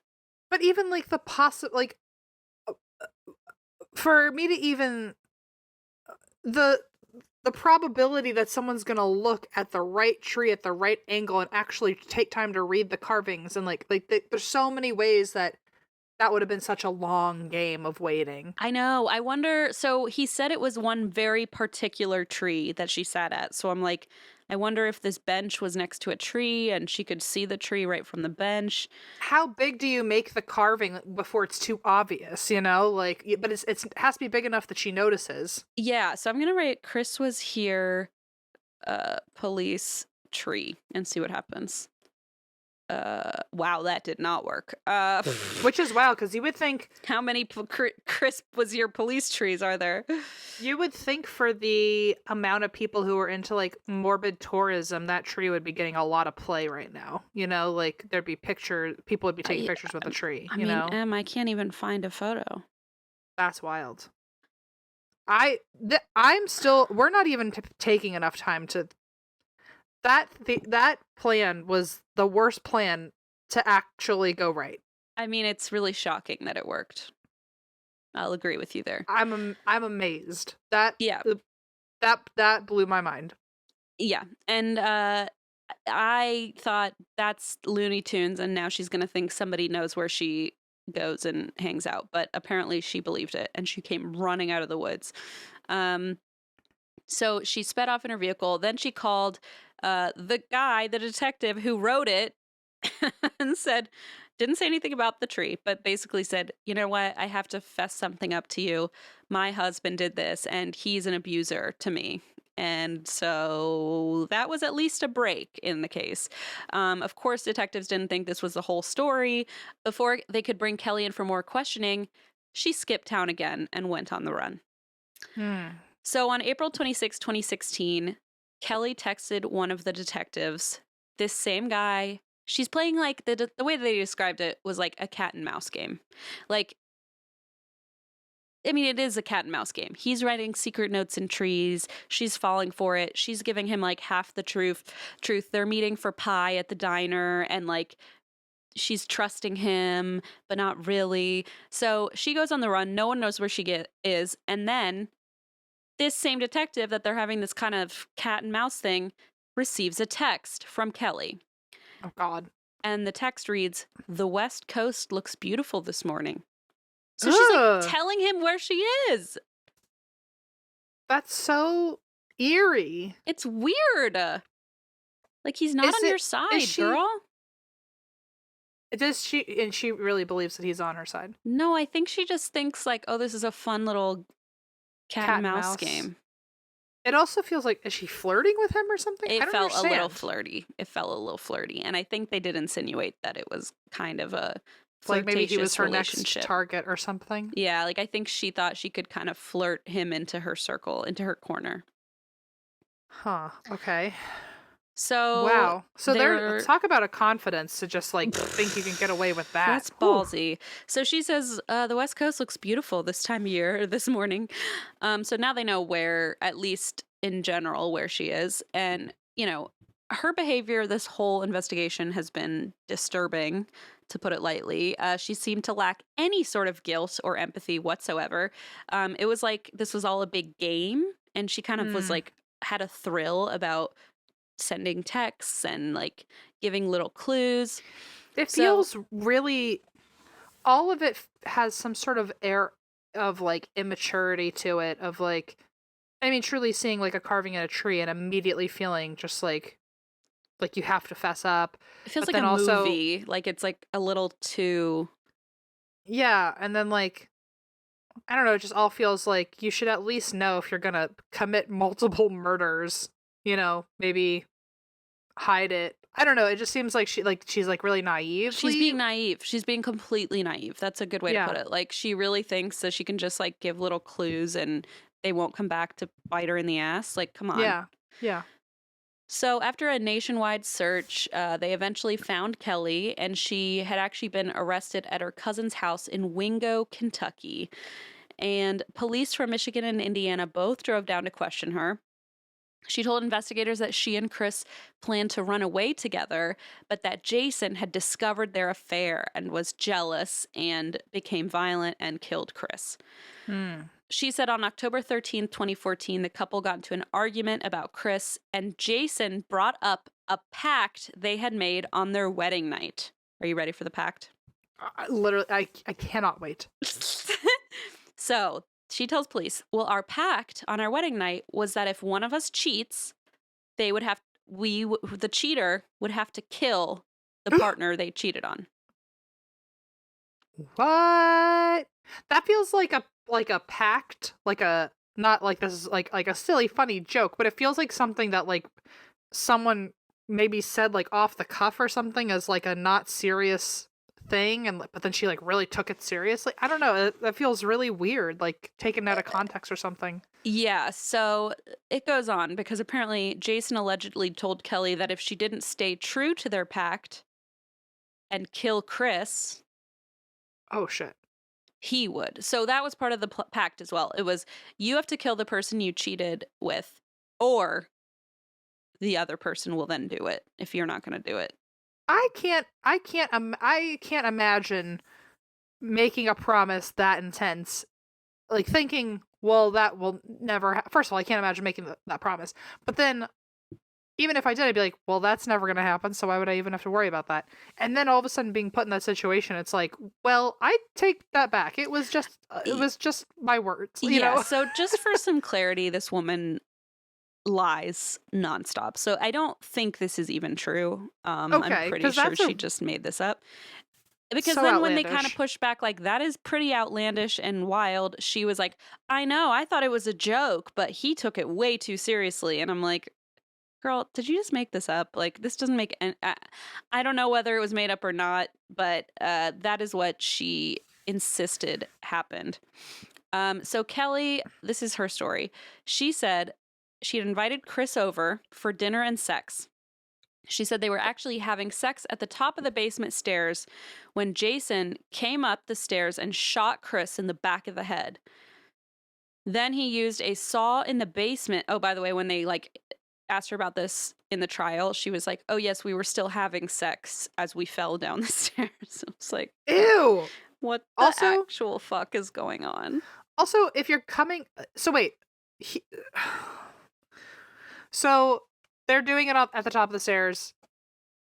Jason shows up on the stairs. So they're not even hiding that they're having the affair, So because if you heard someone walk in, wouldn't you be like, "Oh, we have to stop having sex?" But you yeah, literally let him get to the stairs. I actually thought it was the other way. I've seen multiple sources. Some say he was on the basement stairs going up. Some say he came into the house, saw them at the top of the stairs, shot him in the head, and they went tumbling down the stairs. Oh my So, God. I mean, it's probably not what happened. So Okay, let's sure. just say, like, we don't have to give Sure. it too much credence, but that is the story she told. She said then Jason used a saw in the basement to dismember Chris, and then they scattered Chris's body in the woods. And Kelly said that while she was hiding Chris's remains, she was planning Jason's death because he had murdered her one true love. She said Chris had been the only good thing in her life, and now she resented Jason for taking that away, even though she was also involved and was like hiding his body.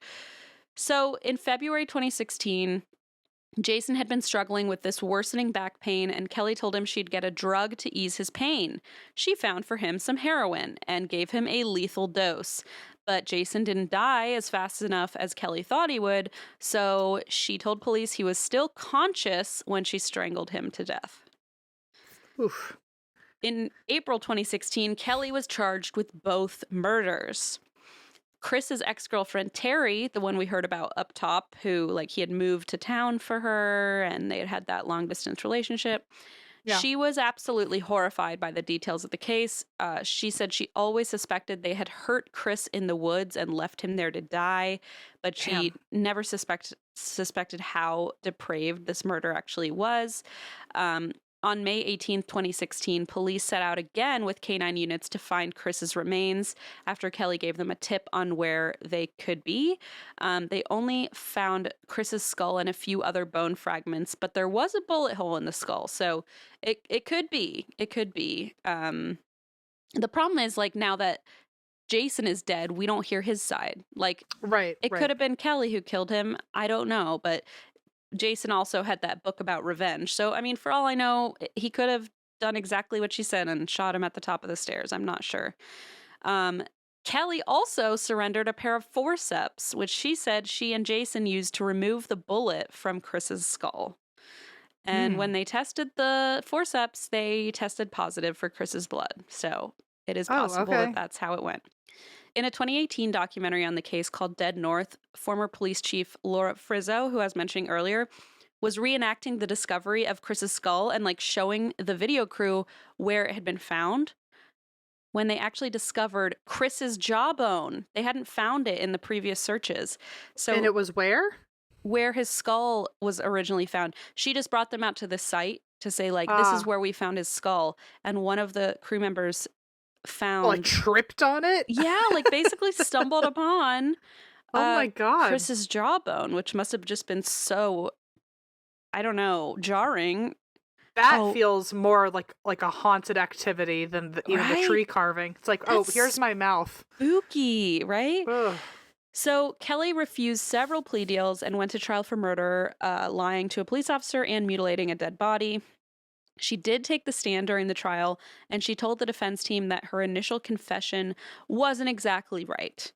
Hmm. She said that actually Jason violently abused her during their marriage, and she had invited Chris over the night he was killed, but she didn't know Jason was home. So Jason snuck up on them while they were having sex and shot Chris.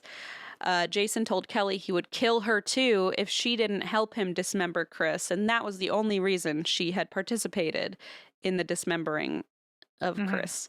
Classic. The jury didn't buy her story. Many people had long believed that Kelly was actually the controlling, abusive party in her marriage to Jason, as we could tell by the way that she controlled when he left the house, what he did, how many friends he was allowed to have, his internet usage. I mean, classic abusive behavior, classic controlling, manipulative behavior. So on Nice. February 28th, did you say nice? Yeah, nice. On February 28th, 2017, the jury found Kelly guilty on all accounts, including first-degree premeditated murder after only 3 hours of deliberation. Oh, okay. Yeah, they were like, we don't believe you for a second, especially with all the lies. Like, come on. Especially when like Jason was already dead, you could have come up with this story of he was abusing you, and now you're free to say your piece, and Right now, it's suddenly like, oh, I forgot to tell everybody. It's like, well, yeah, yeah, it's yeah, kind yeah. of late for that. So she was sentenced to life in prison without the possibility of parole. She was then sent to Indiana to be tried for Jason's murder because this one was Right. just about Chris. So Okay. instead, she entered a plea deal and pled guilty to Jason's murder and was sentenced to 65 years in prison for the crime. So in the Dead North documentary, Kelly's own brother claimed Kelly and Jason could be responsible for even more unsolved murders. Oh, interesting. So the two of them as a couple were very toxic and violent. Sure. But there's no evidence currently backing that claim. So, but the fact that it's Kelly's brother saying like, "Hey, I think they've done more," like That's damning. that's damning, right? Yeah. So, in an interview with 2020 reporters, Kelly told another version of her story where actually now she says she was tied up while Jason forced her to watch him kill and dismember Chris. So, Oh like, God. we don't, I mean, she just made that up in prison and told them, like, Right. the I have a 10th feeling new we've never actually story. heard the truth That's ever. exactly it. Like, that's why I'm like, don't, like, hold, don't give too much weight to any of these because we don't really know what happened, except that in some way she was responsible. So, Laura Frizzo said, quote, "This is the first I'm hearing of her ever saying she was tied up. This is a game, and she's going to continue this game as long as she can." And that is the Dang. story of Kelly Cochran and Wow. her lunacy. I was gonna say, yeah, great word. Ups Whew. and downs and twists and turns and I'm up telling lefts you, and rights. plot twist galore. You know what I mean? Quack quack approved, Quack apparently. I don't know. quack. Quack quack inspired, I guess. Yeah. The story, okay, there was like a note about, oh shit, I meant to write what like quack quack. There was a note about like what Quack Quack's revenge, like a line from it. It is balloonatunes. Like it is next level noodles all the way to the top. Oh. I know. I need to find, maybe we can do like a separate reading on Patreon. Yeah. um Well, hey, speaking of Patreon, we're gonna yes. go over there and chit chat, and I have a little BuzzFeed quiz I want your responses to, Oh, and is it maybe a spooky? it's a spooky one. I got some spooky news to share with you, and all Yeah. kinds of good Here's stuff. the So, thing, just to give everyone. So we did after chats for a while. We felt like they weren't really picking up because I think it was just like us randomly rambling. We are now creating more structured episodes for Patreon that are typically like true crime or paranormal related. They have more of like a theme and a topic, and actually patrons can submit topic ideas, and they go into a list that we can kind of pick and choose from. For example, like I might cover some case updates on stories that I've covered in the past, like, if people are finally apprehended, brought to justice. We might cover paranormal cases that M hasn't been able to cover because they're too small, or we might go over a BuzzFeed listicle or quiz, or I don't know, but we're trying to keep it more Go through structured. some topical news, things like that. And so we're hoping people are more into that because it's, on brand. It's just an extension of the episodes themselves. So if you're interested, you can go to patreon.com/AT. What is it? WWD? Is it? Hold on. Patreon.com/ATWWD podcast. That's the one. And check us out there. We have a lot of fun stuff. And we're excited. Oh, Christine. Oh, That was a bit of a longer one, but I don't even care. Those are some good stories. man, we nailed it. I hope. And That's why we drink.